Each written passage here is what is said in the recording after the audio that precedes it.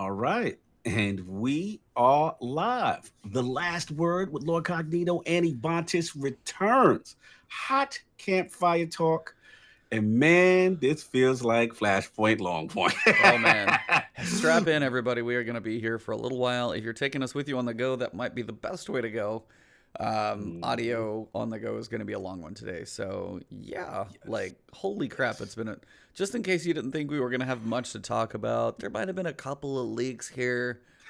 Apparently, Dylan took over Luke's job of breaking his keyboard, hmm and oh my god, like so much to talk about. Yeah.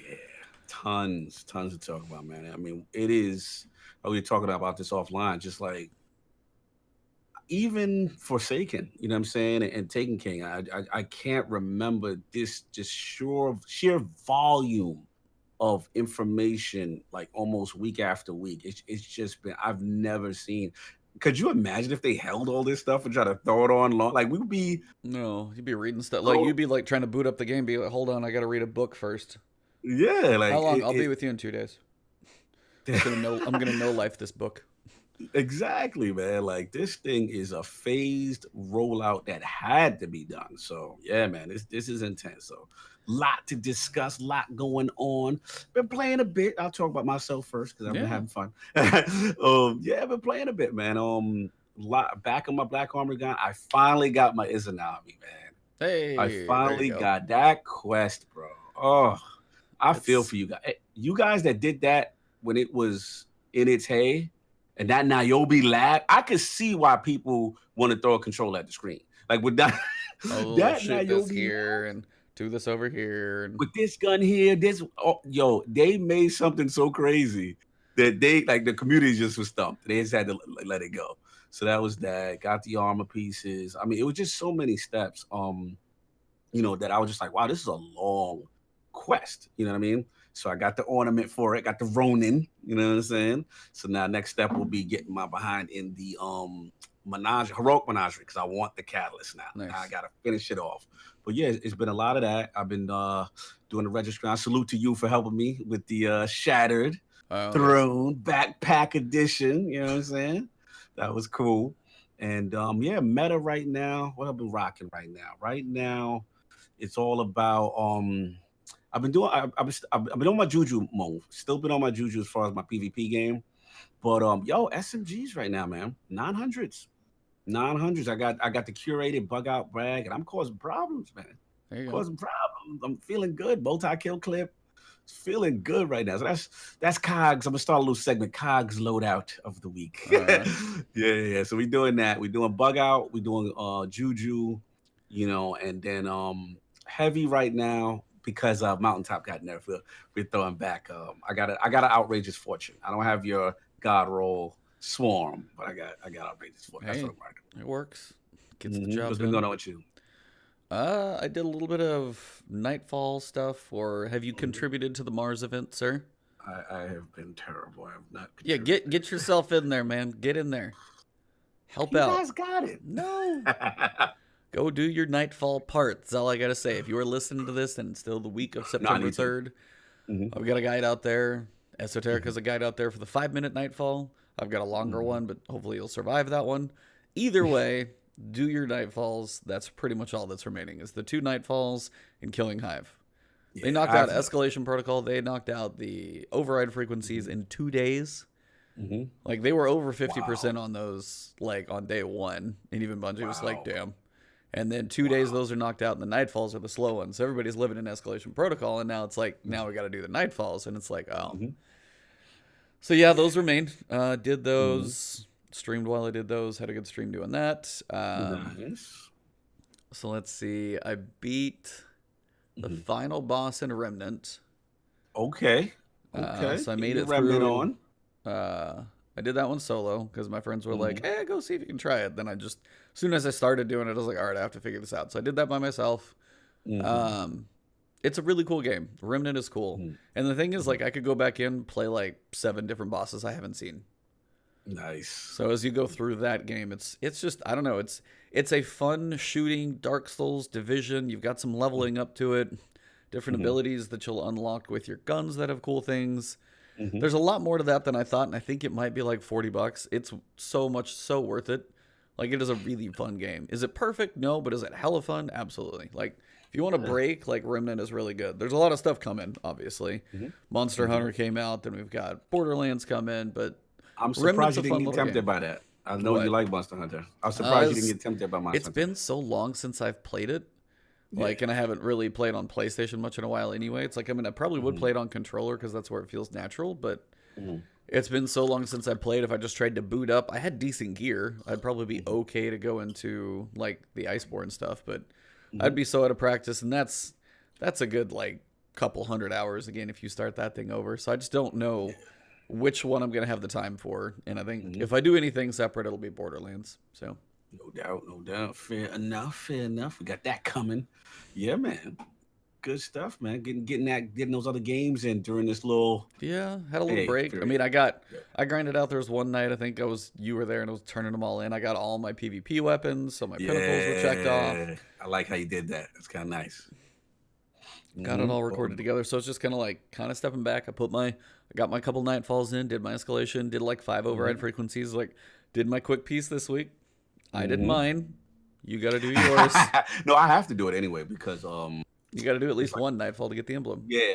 Yep. I got to get the exact, and then the I want the emblem. Then there was something else I was working on that requires some Nightfall work, so I can knock 2 birds out with 1 stone and just get it done. So yeah, definitely I will be in there. I was just being lazy. Plus, again, I was determined to get Izanami. I was like, I'm getting this done. I don't care how long it's gonna take. I just need it out of my life. Like that was needed to be done. Just wanted it out. Well, yes. At least you can say that one's done. But yeah, the Mars community event has been going. I know we probably talked about this briefly last week. How much do you think it's really worth it? Yeah. We have a little emblem. We have the menagerie chests, potentially getting added. I don't know if they're going to finish it today, which is when if they finished it today at reset that we could actually get the first chest like bonus. Right. But I don't know if they'll get that this week, but probably starting next week is when we'll start seeing those. So we'll have double drops going forward, and then at least for the rest of this season, for the additional weeks, we'll get a few extras. So that last week, if you want to go run a little menagerie, then that'll be the time to do it. And it'll go back to having, I think, 2 permanently, though, once this season's over. Yeah, I think, that has to happen. Definitely. Give people more incentive. Get up in there, man. I love the activity. But people... They don't want to do all that just for, one little thing, especially when they had riches before. So, now that go. But yeah, I'm looking forward to it. So that's most of what's going on currently, but we got a butt ton of news about what is coming in the future. So would you prefer to start with PAX and kind of the exotics involved there? Do we want to go spoilerish or leakage? Yeah. Let's go leakage because I've actually terrible, been. By the way, everybody, sorry. Yeah, that does sound. Shout out to it. Not that kind of leakage. Not that kind of leakage, Sean. Yeah. Spoiler territory. But yeah, man. Now we gotta talk about it because I kept my head to the ground. Like I was in ostrich mode. Like I was not. Oh, I couldn't. It fell through Twitter, and I was just like, oh, there's a new exotic. Yep. Yeah, so that didn't take long. I feel you. I've been lucky. At least give you tell guys me what's going on. Spoiler warning for a little while. If you guys are not too keen on it, skip ahead. Like 5-10 minutes, who knows? But we got a couple actual screenshots because people got to play with the Shadowkeep build when they went to PAX. Right. They got to do. I think it was they did the Gambit thing again, and then they got to do 3v3 elimination. Was the wager this time? That was the wager match. That mode again keeps on coming back. Yeah, that's it. But people were like snapping screenshots of monitors, pulling up inventories, checking collections. Yes. So people were digging, and it started a couple things. So we have first. Continue. This is good. I know where you're going. Well, I'm going to save part of it for later because that comes into all the little sets we're going to talk about. Okay, all right, cool. We'll say that. Unless you want to do the sets now, which we can because the whole patch changes or something else. So we might as well. Let's just do it. All right, so we'll first start with the weapons. So some of you guys may have seen from the preview, there's like that crazy void rocket launcher thing. Yes. Well, that is exactly what that's going to be. It's called the Deathbringer. And it's big, it's purple. It has one of the most unique profiles we've ever seen. It does look really cool. It's got this big like kind of almost like bird mouth beak to it. Basically, the 2 perks are Dark Deliverance and Dark Descent. The rocket fires a projectile that drops powerful void orbs when it explodes. And players can also remote detonate the rocket mid-flight. The farther the void orb falls, the more damage they deal. Interesting. Yeah. So I don't know if it's because it looked like they were like flying around and tracking, but I didn't know if like you have to be above like and then it falls like a carpet bomb type thing, like dropping from above. So I don't know. Like that'll be interesting. So that one looks really cool. Everyone on Twitter at Bungie seemed to they changed their name to $machine gun $0.name $. That's the new machine gun that is definitely very unique. So it's 120 rounds per minute. So it is ultra slow for a machine gun. Ultra slow. Yeah, that's slow. Is even what's fixed odds? Like fixed odds like 3 something?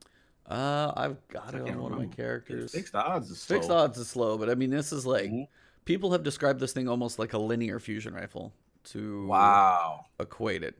Yeah, fixed odds is 360. It's a third of that. Wow, that's slow. So the main perk is Pyrotoxin rounds. The gun fires powerful explosive ammunition. It only has 13 rounds in the magazine, but does very high damage. Little brief things I heard from different places I was listening to, like we're talking 1-hit headshot, 2 bodies. Whoa. Yeah. So it's going to be quite powerful. But working in a very different way. Yeah, it's definitely going to be very slow but hard hitting. I mean, the thing looks like you're walking around like with you took this off of like a stationary turret. The barrel is just huge.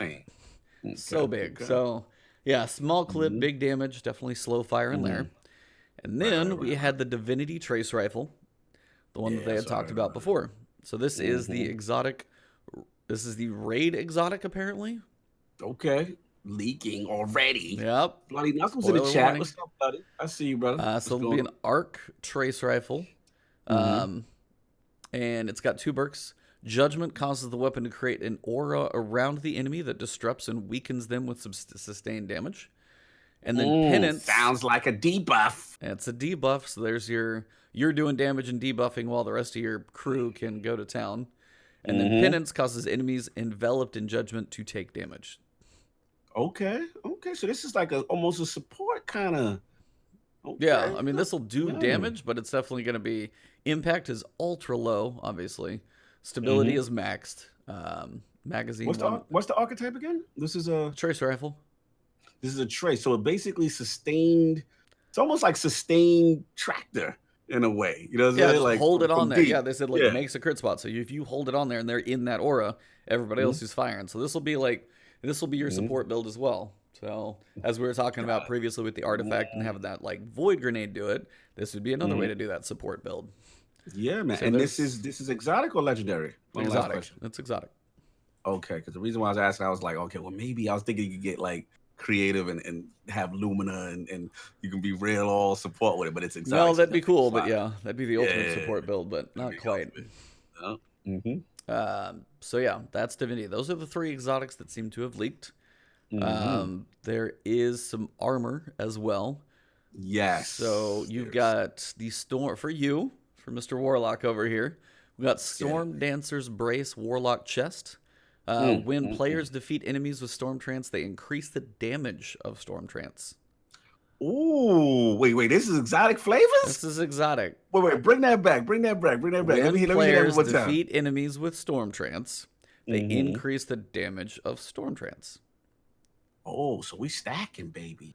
We stacking. Yeah, so if you won't be able to go Crown of Tempest in this for like ultra forever long. Yeah. I was about to say. But if you do Transcendence at least on top tree, I think. Yes.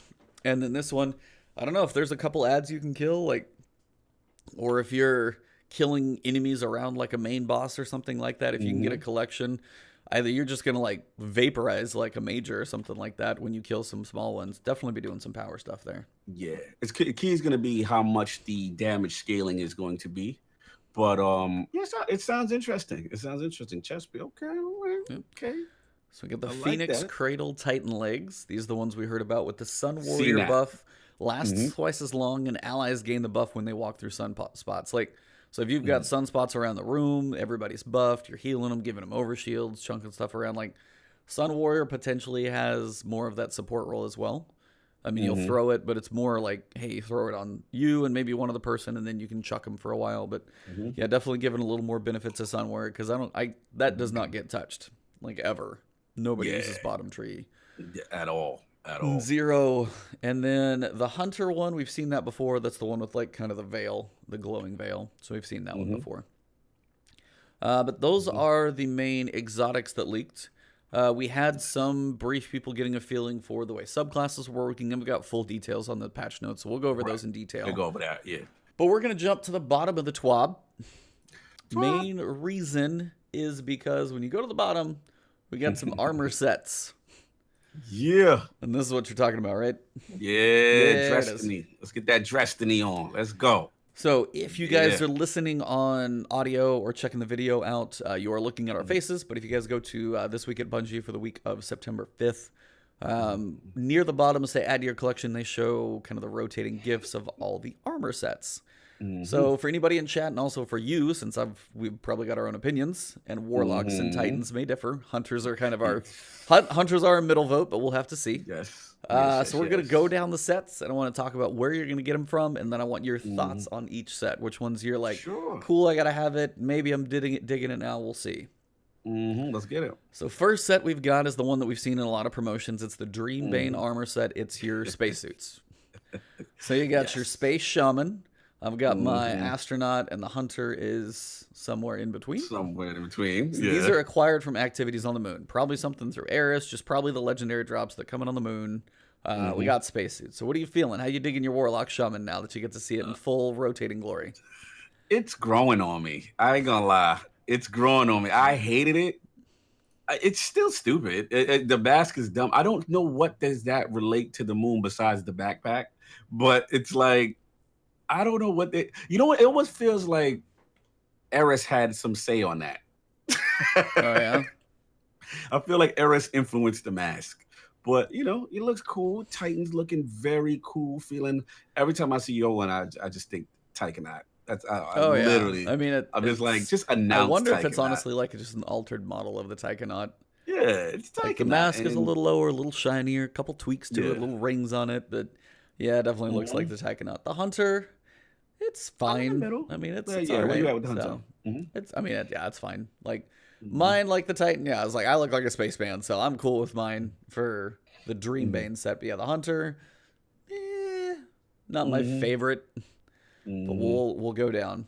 And then without wasting any time, I'm honestly surprised they're showing this. Yes. This is the big, giant point of contention. So, the Garden of Salvation Raid Armor Set, acquired from the Garden of Salvation Raid. What do you think, sir? I think people was blowing it out of proportion. Like, I get it. I remember that set because I had the yellow one for the Warlock. First of all, I'm biased. I like this set. It's Osiris. You already know where I'm at. So let's just get that out. I am compromised. My opinion has got that. Like, I love that set. I love that it kind of upgrades. You got, looks like, I'm assuming, is that ornament or just I'm like, wondering if that's like a raid ornament or if it's just straight up going to drop with that glow. Yeah, is that the glow? Is that like a solstice chroma thing that we add on? You know, it look cool. It looks like a combination of the Osiris joint, but it almost feel have like a little dark with it. You know, so I'm loving my Warlock. First of all, if a Warlock, let me tell you the secret to me. If the Warlock helmet is lit, I'm already in. I love that helmet. Like, I feel like I'm a Vex, so I'm in. Oh yeah, you're basically a goblin. Yeah, I'm a goblin. Straight up, I'm a goblin. Yeah. I'm good. What do you feel about the Titan? I'm curious for you. You Titan now. Where are you at with this one? I mean, first off, people are like, oh, it's a reskin on the armor. Technically, but it's like reskin plus like 4 hours of work. Like, they took each piece. I mean, you see the detail more in the faces. Like, there's a lot more intricacy to every piece.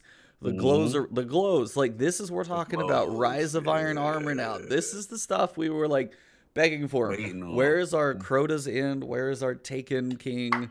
Where are our armor with those crazy glows and glowing spectral pointy things? And we got them. So, like, first off, it's freaking sick. Like, Just the fact that they all do. Warlock is looking good.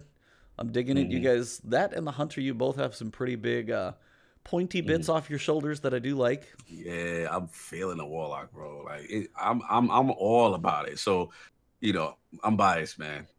Osiris is my man. This is Vex stuff. I always like the Vex as an enemy. I've always like. They're probably like. I know everybody likes High Fallen, but I'm the opposite. I'm like a Cabal and Vex kind of guy. Because Cabal, they just big and broody. They hit the gym. I like the Cabal. They big and broody. And then the Vex is just tech cool. We still don't know their motivations. And I'm feeling it, man. I'm all about it.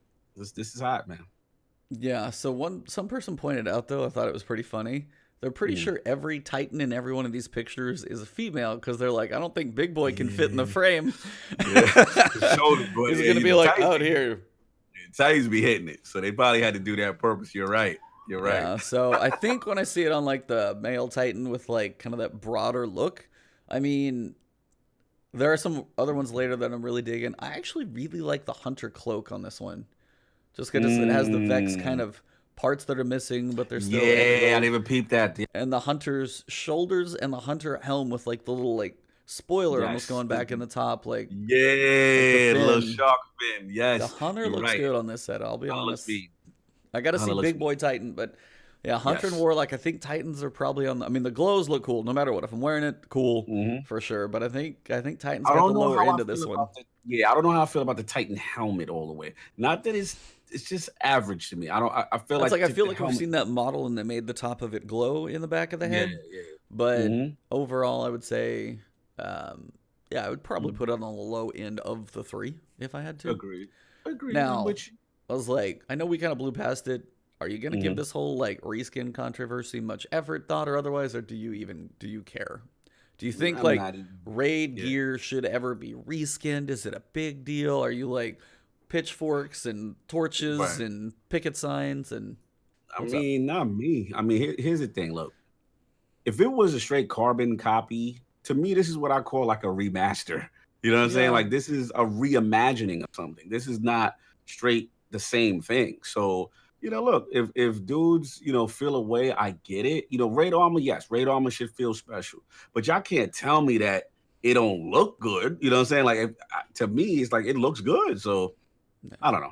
It to me, it's a whole bunch of nothing. I think, honestly, this is people behind the scenes. They were at PAX. They were seeing stuff they weren't supposed to see. So now it's out there. And now we got this big stink about, whether or not they should be even attempting like that. But put it this way. This is my counter. Like this beloved D1 armor that we still haven't seen. Like think about like the Auric stuff and you know what I'm saying? Just like taking King armor and stuff. Like that's fly armor these are assets that are not coming. You mean to tell me if they didn't bring that back but reimagined it, you wouldn't be like people wouldn't be hyped? You know what I'm saying? Like it's good design. Somebody was like just throwing counterpoints at this too, and they're just saying, this is where you guys like freak out. But there was the Stranger's Rifle, which was what was the pulse rifle in Exotic? Oh yeah, I remember you talking about And then if you go look at one of the Mercury guns, same frame on all three of them. So I mean, they'll use a similar frame, and that's a way sometimes for them to add stuff in. Like their weapon frames are ultra detailed. Typically, a lot of work goes into them. Right. I mean, you go look at other weapon frames, and Destiny's are still some of the damn best, without a question. And here's my other point to those dudes. It's like, all right, we're going to act like Destiny hasn't been giving us crazy hot art designs, crazy hard weapon designs, all this fly stuff. And then like, okay, they not allowed to reuse any asset like ever. Like, come on. Like, we've just come through off some real cool sets, man. I can't go there with it. Now, if this was a trend every season we see in this, then it's like, okay, cool. Yeah, going back in the crate a little bit too much. But to me, this is just like an inspirational piece. It's like they took like a skeleton of that Vex set, but man, it looks awesome. Like, yes, it has like I have the Vex eye, you have the 3, but I mean, outside of that, like, it might have like a similar look, but I mean, no, this looks different enough to me that I don't care. But I haven't seen the other one in long enough, or have I cared about wearing it. When this thing, if I ever pick it up, I'm like, good luck taking this thing off. So that's the big controversial set. We'll move on. So you've got the substitutional armor set. This is acquired from seasonal activities, free season reward winks, and the premium season pass. So this, which looks like, kind of like, I don't even know how to describe it. It looks very dark greenish, kind of foliage. Not quite camo, but definitely has that like fell out of a forest look. Yeah, I'm feeling like a tree. Yeah, I'm feeling like EDZ, like I'm chilling with Devrin. I'm about to choke. Yep. Yeah, no, this is exactly what it is. And now this is the one, in case everybody's questioning, this is the one that comes from the first like 30 or 35 ranks of the free season ranks, or you get these sets at rank 1 for the season pass owners. Gotcha. Okay. And remember, guys, season pass includes the season rank battle pass thing. Those are not separate. I thought that was clear, but I've heard people like questioning one or the other. I just want to be clear. Yes. There's for the battle pass. Sorry, tangent here, but I've just had some questions and seen other people. I just want to say it for us as well. Let's get it. The 2 levels of said battle pass or season ranks. The top one is totally free. You could literally buy nothing else of Destiny at this point in time, roll into October 1st, and still work on that. Yes. You would not have to buy Season of the Undying, Shadowkeep, nothing. New light players and people who don't spend any more money on Destiny can still go through that free path, earn this set of armor, earn a couple legendary weapons and whatever else is on that top rank, which has some free infusions and stuff. If you buy Season of Undying without Shadowkeep for $10, you can do that, and that's going to get you the premium set, or the premium path. Or if you buy Shadowkeep, it comes with Season of the Undying. That's the premium path. You get this set at rank 1. Right. So here's my question. Yes. Let's get it. What's up? That grind for the Solstice armor, you know that's going to be like tier 1 stats, base level stats. Are we you sure? get one free. Confirmed? Oh, I would bet if they're giving you that free set, it's not going to be high tier. Listen. It's it's like, here's baby's first armor 2.0 set. Nah, you can't throw that on me after we grinded the way we grinded to get that thing. It's not going to be raid tier. There's no way it's going to be that high in stats. It's not going to be that, but give me a It's three. going to be, here's your first. Give me a 3 or 4, son. 1, 2 max. Say there's 5 levels, 1 to 2 1 max. is disrespectful. For like, if you master work, you're gonna give me a 1. You get to take that. If you get to take that set, you get to look like that in Shadowkeep. That's your. You knew you were grinding for cosmetics. You're not getting elite gear from Solstice. There is no way. Listen, all right, chat. Come on, I want to know. Let me know in chat. Chat, let's go. Let's get it right now. Who give us the last word on this? When you get your Solstice and you turn it in, what tier set? Like, say we don't know how many tiers there are, but say there's 5. Give us a number 1 through 5 where you guys think it's going to be. And Vagabondo asked, because he was actually one of the ones I wanted to address that too. He's like, can they get to XP 100 rank on the free track? Yes, they can. You can go free all the way up to 100 if you play. Just new light players can go to 100 in season rank. But I want to know, what rank do you guys think? Bloody 1. 3, Wolf 3 would be good. All right, Wolf. 3 would be good, but where do you think it? I'm saying 1 or 2 max, man. There's no way they're going to give you. Disrespectful. You're bringing the Solstice look forward. It's all about that cosmetic look, man. Nah, you ain't going to cosmetic me after you have me jump around and do 50 bosses, 100 bosses. No, see, the reason I'll say that while you guys are typing stuff in chat. Yes. I'm going to say. Thank you, wishful thinking. Yeah, it's wishful thinking. That's exactly what it is. You're too optimistic. This man, listen. Hold on. Here's my argument. Yes, let me hear it. When they talk about all of Shadowkeep, they talk about all these new difficulties and things like that. Yes. The Solstice grind was literally timed. There was not a lot of difficulty in what we did. You're not going to sit there and devalue our grind. It's time. It's not. Bro, I see 3s. I see 3 to 4. I'm the minority here. Here's the thing. See, don't pay this guy This will be the drink later on. So this will. Hey, I'm just gonna say it's like if there's like 3 or 4 stats, there's gonna be basically it's on the low end for sure. It's sub halfway up that tier. Listen, E, I'm gonna tell you right now. There's no way it's gonna be high tier stats. There's no way. I'm not saying it's gotta be. What's the highest tier? 10? No, I don't know. Say there's 5. Say there's 5 or 3. If it's 3, it's 1. If it's 5, it's a max of 2. In my opinion. Yeah. Here's the deal. At the end of the day, don't let this man fool you.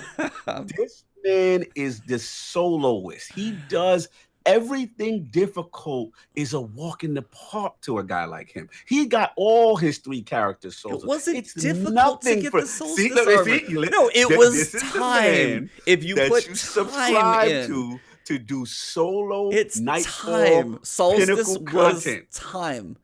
This is him talking. Now, common folk. I speak for the common folk. Common folk guys. We knew this took a long time. Common folk guys. There's not a robot like Ebontis. There's not a robot like Esoteric.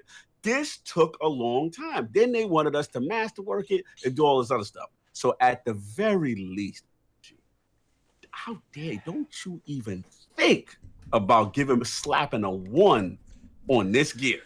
Don't you even think. I'm gonna have to raise. I'm gonna have my picket for. I'm gonna be out there on the picket line if they do a 1, man. We got to get a 3, 2 or 3 minimum. We probably put a vote up. Maybe we should do a vote on Last Word Podcast Twitter. That's what we're gonna do. We're gonna put a vote too. We're gonna double up on this. I want to see where this bet gonna go. I like this one. But I will take the wager, expecting Ebontis to appear behind Cognito, and give him an atomic wedgie. He is the 5%, that 1 percentile guy that does this in his sleep. But you said it. You just said it while I was like jokingly stepped away from the camera. You said it was just time. It's not like you're trying to solo Shattered Throne. You're like, I don't care how many Gambit matches. I don't care how many. It's just something. It can be done with time. It is not a skill-based activity. Two-player Shattered Throne is not a skill. I'm not talking about the masterwork. I don't even know if the masterwork's going to carry over, honestly. That's what I'm saying. I'm talking about the masterwork, really. Okay, fine, the masterwork, but what about the stats? Those are separate. Okay. I'm talking about stat tiers. Say, like, as we joked before, like a helm. Stat tier 1 through 5, like 50s, 60s, 70s, 80s, and 90s for stats. I'm saying you're going to get that base level stat tier on this set. All I'm saying is, whatever that bar is, where they tell you that you got to level it up, if they throw a 1 on my Solstice gear, when I'm talking about 2 separate things. Okay, because that's what I'm talking. I'm talking about the level. Energy. You're talking about 1 through 10 on energy level, so you have that's what I'm talking about. I'm talking about your stat tiers. I don't care about the energy level. That's just 1 through 5. They'll probably give you 5 on that one just because it's okay. Yeah, that I'm not worried. I'm talking about your stat tiers. Okay. I see what you're talking about. That's what I'm saying. This is not going to be equivalent to like, okay, how did we have an argument that long over something? That's how we were on different. Yeah, that was kind of funny. I said stat tiers multiple times. That's what I'm talking about is stats. That's your energy of the armor. Very different. So anyway, I think it's good. Okay, so do you think it's going to be like a tier 1 on stats, like base level stats? Better not be. Oh, okay. Now you just gotta stick with the argument now. It better not be. Listen, man, this was an accomplishment. This is a celebration of everything we did. That's what she told. That's what Grandma told me when we. Now you can look like that if you want to. That's gonna be your look, man. We'll see. They cannot shortchange that base. That's all I'm saying. I'm telling you, like, if you want like 5 energy, if you want your armor half leveled up so you can start putting stuff into it, they'll probably hand you those 5. Sure, why not? But that stat tier is going to be garbage. Probably so. Probably Just my guess. So probably so. All right. Well, that was a long argument. Apparently not for much, but it's there. But not for much. But it was good. Anyway, what up? What's going on? Thank you guys for coming. Vagabondo, you missed the first fight. That's the only Friday morning Vagabondo doesn't play because he's watching us. Well, thank you, sir. Let us take up your time. So here's the fun one. Everybody thought might have been the raid stuff, and this is where my Titan I think wins all. By the way. Oh, your Titan definitely wins. So we got the phenotype plasticity universal ornament set for the season armor. So you get the season armor at rank 1 on the season path.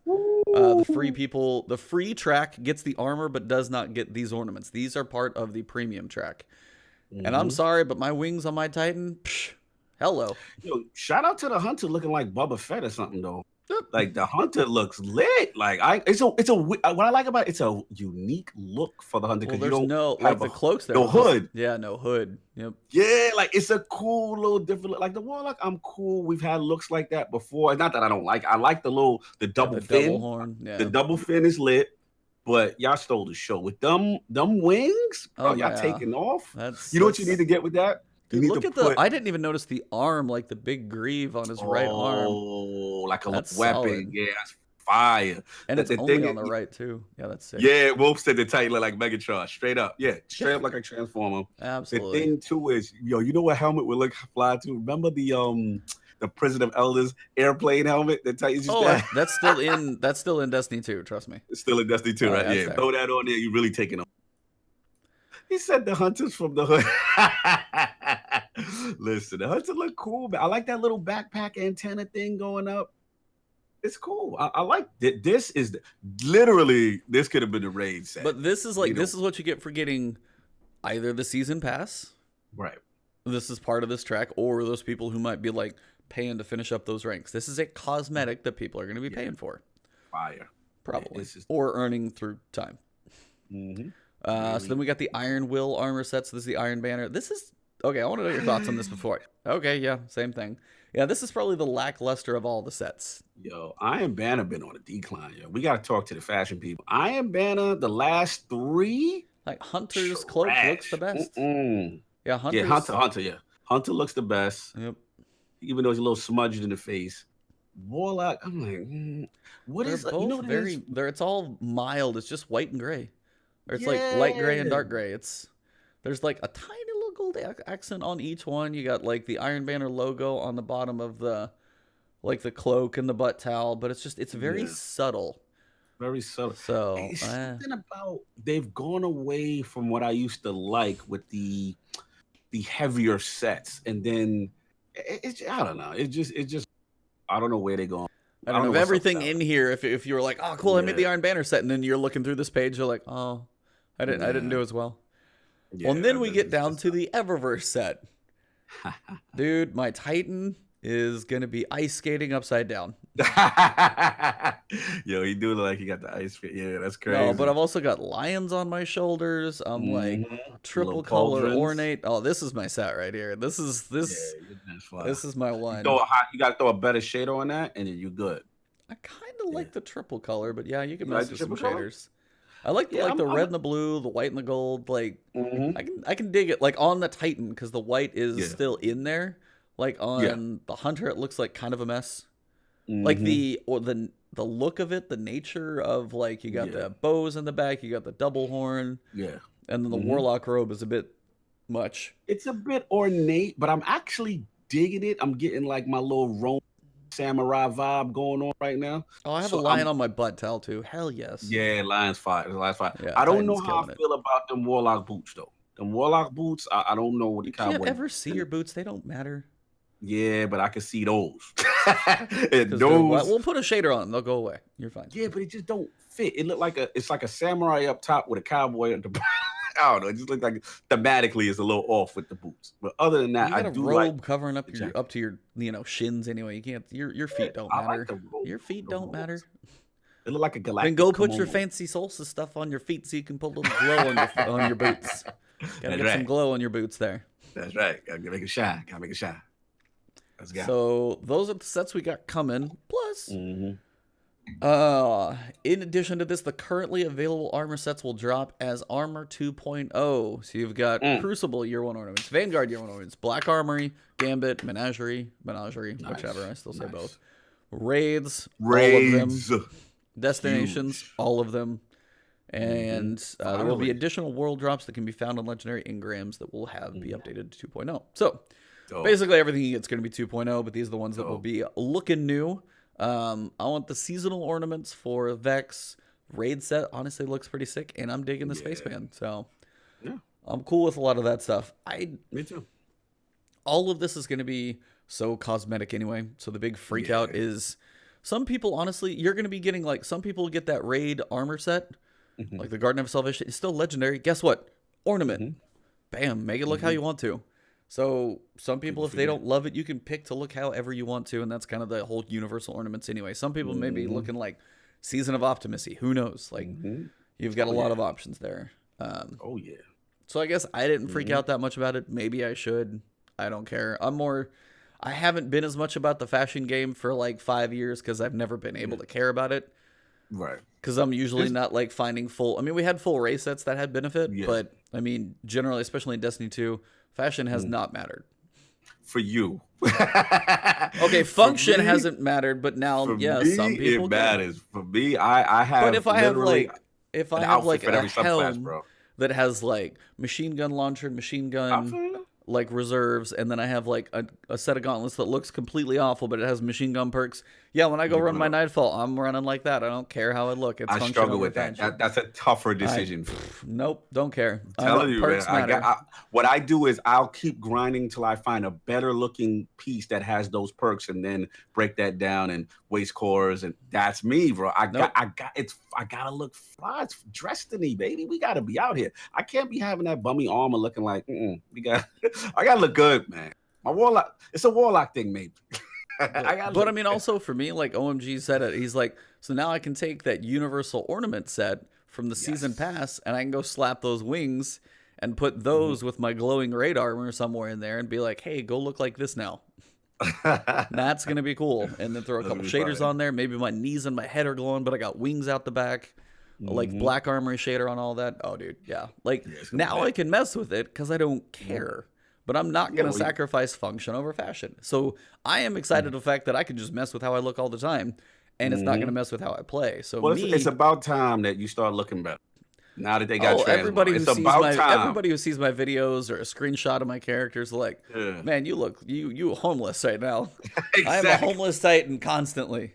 Look, thank God for Sandbox. We got to get your gear up. I got to get you looking right out here. Associate with you looking with these weird ass. I got trash. I don't care. Salute for pettiness. So yeah, Armor 2.0 is going to be cool because you can mess around with all your ornaments. There's going to be a lot more, the old ones, the new ones, shaders, mix it all up. Finally get to mess with how I look. So I'm excited about that, and I really don't care about the rest. Maybe I should be like tweeting out to DMG and Cosmo and Deej and saying, I don't like this armor because it looks like old armor, and this is just a reskin in this pinnacle activity. Are they going to stop playing, though? That's the question. Is it to the point? That's how you test them. I was like, yo, is it that? You know what? This is egregious. I think you should not play it. That's when you see. People picking this up day one, man. I don't. It seems just a little ridiculous, so. All right. What else is going on? We know the Mars event. We do have Join the Strike Team. You would die for this one, I'll tell you. I've got to get in that. You got to get in that. You got to set your alarm, get in there. So from 3 to 5 p.m. Pacific time, they're going to be in the Heroic Strike playlist on Xbox Live. One person at a time is going to get paired up with. I'm going to let you say it, man. We got big names. Man, what on my boy King Kong? Phil Dominus Maximus Spencer. Xbox's only begotten son, the savior. Told y'all, man. You know what? This feels good, though, because one, like I've always told you guys, Phil is the biggest Destiny. And two, like I said, we just had Gamescom. Symbolically, it meant so much to have Bungie on that stage. The history, you know what I mean? And then getting out of the PlayStation exclusivity deal. It's like, your ex came home for a little bit and y'all on good speaking terms and everything's cool. So, yeah, man. I mean, shut up, Vagabondo. What is Xbox? What is that? Yeah, well, yeah, you're not going back to Xbox. I still help the community, my clan. I still help. Yeah? When's the last time you logged on Xbox? Like about 3 days ago, I was in there with the rough little frame rate, but no POV. But it was about giving back to the clan. Better than me, man. Yeah, man. I don't have anybody, so that's the easier part. You don't have anybody, yeah. But not I'm all alone. There's no one here beside me. You're hilarious. So salute to Pete Parsons as well, man. Like that's dope. You know what I'm saying? So to see them in it hardcore. Playing, Destiny, and this is really cool. So I'm definitely trying to get in on that. I will be lighting it up, Tuesday. I will set my alarm. I got to get on to talk with Phil. You're gonna be. Can you imagine being in that 6 to 8 p.m. right before you go to work or something like that. I'm sure. Oh man, if you got in there, I don't know if they'd have voice chat on. Dude, Oh man. see, I wonder how they're gonna handle that because like that. I'm taking screenshots. I'm taking screenshots or whatever. But they're supposed to be talking to the people, right? I mean, you would think, like, Yeah. I think that'd be the point. I hope people aren't stupid enough to be dumb in there, or they'll just get booted probably. But word. but yeah, these are two old friends. I see a whole bunch of fraudulent stuff going on in the chat. Dizzy talking crazy. Oh, what's happening? Oh yeah, I see some fraudulent. Oh, Dizzy be mad because I went to PC and I don't play with him every day on Xbox because it's real nice. The weather's nice over here, so he don't like fraud light for me. Woo! Yeah, he don't like that. I'm not as regular on Xbox as he would like. That's all. This is sour grapes. You know how it is. Got to get back sometime. But I will be there on Tuesday to talk to Phil. Yeah. Well, I will say the emblem you get for the new Bungie bounties for year 3 is sick. It's mean. I like that. I like that one is really, really nice. Yeah, it's like that's fire. That one's legit. They're also, you may want to tune in either way because they'll be giving out prizes to win as a spectator. 7 Destiny Shadowkeep Collector's Edition to award for those because they are sold out. Wow. Yep, they are toast. So yeah, that will be Tuesday, September 10th, 3 to 5 p.m. Pacific. Adjust your time accordingly.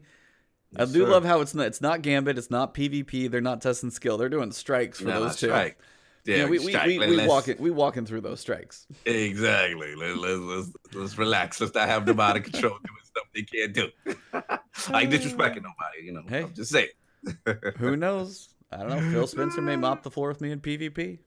You never know, man. Yeah, Phil plays, man. He's been playing a long time, so it's really cool to see. All right. Now is where I'm probably going to hand the baton over. Sir Crucible. Yeah, man. Let's get it. Shake Shacks. Let's get it. Shacks. Let us know what we got going for the world of Crucible updates, because there's not too many, right? There's not much happening. There's nothing major, right? It's just a few 100 pages of dialogue, whatever. But yeah, man, Shake Shacks, man. So like I said, many of you asked when the Crucible experience will change, how it will change, and this is kind of what Luke Smith alluded to in Director's Cut Part 3. But yeah, we're going to be getting a director's update. So when Shadowkeep launches, your Crucible director will look a bit different. So here's a quick rundown from the director's cut. We've removed the quick play and competitive nodes from the director. If you're looking for an experience like quick play, we've added Classic Mix, which is a connection-based playlist like quick play today. And Classic Mix will include Control, Clash, and Supremacy. Hey, what's up, Supremacy? There you go. Competitive is replaced by 3v3 Survival, which now awards glory. So competitive is now 3v3 Survival. I know you are very happy with this, because I don't see countdown, so that's good. We've also added a survival solo queue playlist that also awards. This is screaming, Ebontis. Like this is like they heard your pleas. It wasn't just me. If you solo comp, it sucks. I mean, it straight up is terrible. Solo Gambit, solo comp, it's awful. Like, it is, and it's not against the people who play as teams. You play as a team. It's like, cool, you got friends. But for the people who do play solo, you can't compete generally. Like, unless you're just like a god who can carry a full team, which there's a short list of those people. But it's like, if you're playing with a well-organized team versus just 4 randoms, just the communication alone, whether it's points, whether they're flanking, a super run, little stuff is huge. So no, that's a huge deal. Can't wait. That's a huge deal. So now they've also added 6v6 Control as its own playlist. And they state, with the potential influx of new players this fall, we want to have a playlist that signals to new players where to start. We feel 6v6 Control is the right starting place when introducing new friends to Destiny. And then they've added a weekly 6v6 rotator and weekly 4v4 rotator. And those rotator playlists will have modes like Clash, Supremacy, Mayhem, Lockdown, and Countdown will appear. So there's Countdown again in that other little rotator right there, weekly rotator. So basically, this is some big stuff right here now. They wanted to create some variety in the PvP experience from season to season. And one way they're going to do it is to bench some maps for the season. While they're out of rotation, if time allows, we'll also hope to improve how they play by tweaking spawn areas, ammo spawns, and overall structure so they return better than before. The first 4 to be removed from all playlists are. I need your opinion on these 4 too. I'm looking at the map, so I have an opinion here. So. Okay, yeah, Dead Cliffs. All right, wow. So Dead Cliffs is. I'm looking at this one. I have like a map, but I don't have a picture of it. So I'm trying to picture this one in my mind. Isn't Dead Cliffs that one where it's like, I'm going to say it's like EDZ, right? EDZ. I've got a list of them. Dead Cliffs is... Yeah, it's EDZ. And it's that one where kind of the heavy spawns usually by a pillar, and then it's like a little. It's hard to describe these maps now. It's so funny. Like I'm saying, it's like very hard to describe. It's just that brown, rusted EDZ, very interior based. I know. Yeah. Okay. I'm like stupidly blanking on that one. Yeah. Yeah. Very interior. Yeah, the heavy's always by B, and you got the little chunk on the wall. Yes. That or and it's then, like not when too you're far going from C to B, from C to A, you got to do that jump. You know what I'm saying? You got to get the gap, and you got kind of the back corridor. People spawn on the back of A. And how do you feel about that one? I need your opinion on this, because I have opinions on it. How do you feel about that one going away? Like the ones that I think people tend to not like, or the ones that I don't like, are the emissary type levels. Those I think can typically go. This one I kind of like. It has different playstyle. I do, yeah. I like that one. That's you got like the sniping lane from like A to B's heavy. You got that snipe down there. You got the snipe down the whole outside walkway for C. Like I don't know. You can have multiple playstyles on this map because there are lanes where you can snipe, but there's also like interior corridors for shotguns. I don't hate this one. I may not do amazing on this map. But like this one, I'm okay with actually. So it doesn't have to go anywhere. So that's kind of. We agree on that. So second is Legion's Gulch. Now I have opinions on this. If you want to pull it up, so you can. This is the one in case. So this is the big bridge. You have B on its separate side with the drill, and you have the little like shooters back and forth. The balance on this one is hard. Yeah. Because basically you take A and C and you just leave B alone if you're going to be smart about it. And it's not a balanced map for control. Clash, it has its moments because you are running around. I could see Clash being more, but control, this one is so unbalanced, it's rough. I mean, they have A and C far apart. Yeah, you can jump to it. I don't know. I've never been the biggest fan of this one. I'm not the biggest fan. The heavy's in that like horrible choke point in the middle. Yep. Yeah. Yeah, I'm with you. I'm not the biggest fan. This one I'm okay with actually departing, I guess. Yeah, this one they can work on it. I felt the B is just way too far. It's too separate. And I've never been a huge fan. The second one is Retribution. Pull up Retribution. So you got the hangar, the barrel, and the deck. Oh, see, I like this one. I like that one too. This is like we don't have a lot of tight maps. This is like one that's like you got the loop. Circle. Yeah, you got the little loop, and you got one side and the other in the decks, and like, no, I'm okay with this one. I'm like, why? This one's kind of fun because like it's tight corridors. You got to run. Like you can do a full lap around that midsection if you need to with your super. No, I was like this one. Yep, with the super play too. Yep. Yeah, so I mean, this one again, completely separate from say, like Solitude, for example, or something like that. Right. Solitude, the one on Solitude, really actually don't mind that either.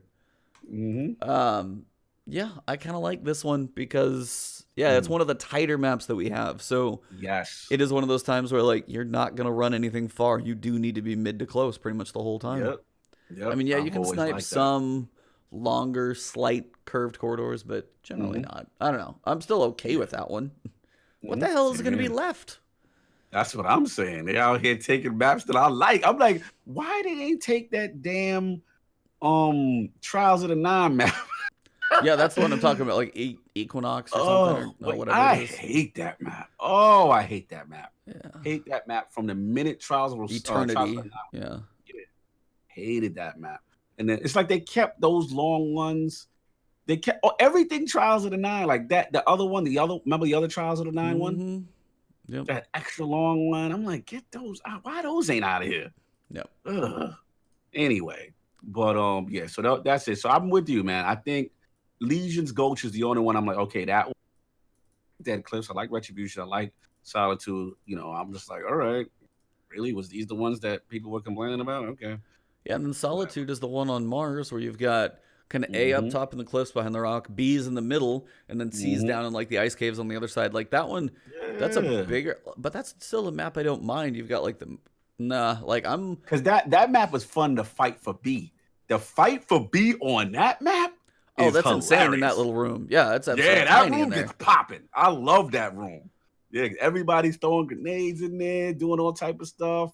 And I was like, why people? I don't know. Yeah, and up on A, you can like people peek out of B's like door coming to A and just Mm-hmm. get picked off with a snipe. And the heavy on that center platform where it's just open to every side is just always contentious, man. It's rough. Always contentious. Yes, always that B and that heavy, it popping. It is very high traffic. Bonkers in there.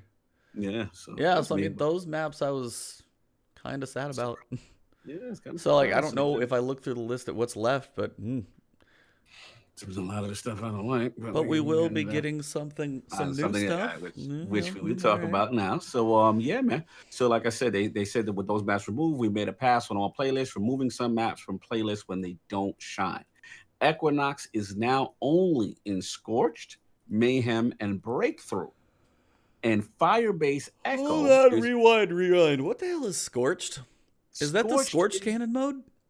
Yes. And are they bringing that back? Bringing it, yeah. Like just going to rotate that silently. Like Mayhem just silently stuck that in. That's just in there. Oh, yeah, Scorched cannons all the time. Okay. Mm-hmm. By the way, those are really hard to hit people with. Yes. Do you remember that? Yes. It's really hard. You like direct hit, it's just a pew, shoo, moves away. Mm-hmm. So we got hit the ground. Yeah, I've been missing all the time. And Firebase Echo is only in Supremacy, Mayhem, and Breakthrough. So while we're removing a few maps, we'll also be introducing Widow's Court. Introducing the OG Twilight Gap return. Those are heavy hitters, those two. Oh, yeah. Wow. And the new map, which we get a little glimpse of right here, it's called Fragment. And the description is very accurate. Think Dreamin' City meets Infinite Forest. So that's the new map that's coming with the two. So again, they're getting rid of a lot that we liked, but they're adding two bona fide classics. Fan favorites and a new one. And then its last point will be Elimination. Is also making its return to Destiny 2 via Crucible Labs trials. We'll be testing out multiple variants of Elimination trials, rule sets, and setting to see how the mode plays with the new weapons and abilities of Destiny. Salute to the team for testing trials. So, what do you think about all this? And then I'll let you grab the heavy ammo, sir. Man, do I have an opinion about the next topic? That's what I'm giving to you. I don't know. I mean, I guess honestly, they might try and just have more rotation of maps, and I guess it may give some of them freshness. If some go out for a season, some come in for a season, they kind of trade them in and out, and you don't have them all every time. I mean, there may be some ones you love and hate, but like, I guess new ones in, old ones out, and have this kind of rotation of things. I guess I'm okay with the rotation. I'm just surprised the four they took. The four they took are ones I'm generally okay with, and if I had to pick maps to remove, I don't know if those would be near the top of my list. I feel like they'd be in the middle or the bottom of keepers. Yep. I was very shocked that they chose those maps. The question I have for you, being that we're in rage culture and we're in like a whole, Bungie did us dirty mode. What say you? I've seen this before, that Bungie is taking away more content than they are putting in with these maps per se. Well, technically, in math's sake, we are getting 3 and losing 4. So what say you? Like, we should get the equal amount of maps. They are wrong for doing this. We're getting less content. That's less content, E. So you cannot... You know how many PvP maps we have right now? 1, 2, 3, 4, 5, 6, 7, 8, 9, 10, 11, 12, 13, 14, 15, 16, 17, 18, 19. Now, I don't know how many are in and out of all the different modes, but the fact that there's 19 maps in Crucible for Destiny 2, holy crap, dude. Like, there's a lot. Yeah. I'm not really probably going to be lacking. I went through my 136 matches of Iron Banner or whatever, and I made a spreadsheet of all the matches. And I was like, oh, where did I play? I ended up playing some on all, some more than others, but I still saw them all eventually. But if I had only done like 5 or 6 matches, and if I don't play that much PvP, I might not even see it. If it's their chance to be like, okay, these aren't being touched, we're just going to go put these in testing, I'm okay with the idea because we're getting 3, we're losing 4. There's other ones I would have taken out first, probably, because I think the ones that are there are interesting. My bigger contention is what the point comes next, but I would say for maps is, I mean, honestly, you could say we're losing maps, but we're also getting scorched, which is like just a one-time thing they goofed around with. Hopefully Mayhem is in the mix more frequently, and then you've got like Breakthrough, you've got a couple other, like, couple maps only in certain places where, like, Equinox is one, Scorched, Mayhem, Breakthrough, Firebase Echo. I'd have to look up what that one is, but Equinox is one I'm like, yeah, take it. Like, it's fine. Yeah, take that. Yeah, take that away. No, I'm with you, man. I think that this is the key point for me as to why I didn't listen to outrage culture on this one, was that here's the thing. Remember when we started Destiny 2 and we were 4v4, right? A lot of these maps, let's be real, they were designed for 4. They were not 6v6 maps, because then they gave us 6v6. They gave us, more power, feeling like how we supposed to feel. What's up, Sinister? What's up, Mitch? What's up? Oh my God, it's Scott.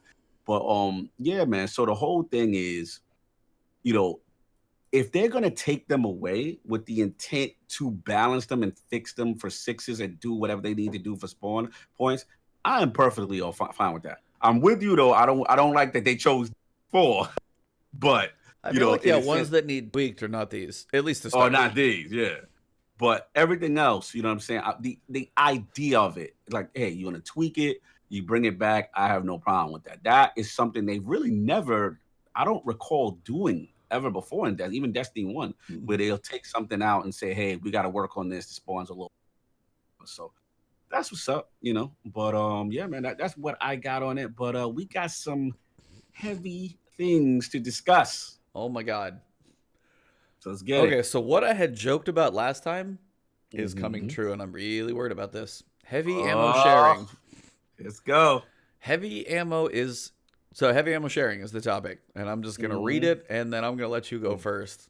Heavy ammo is shared only in the 6v6 modes. And those crates have a sparkling effect to denote this. Once a player picks up the heavy ammo, their teammate have a limited amount, about 7 seconds to go pick it up. If the other team picked up the crate, it will turn red. You cannot pick it up during this period of time.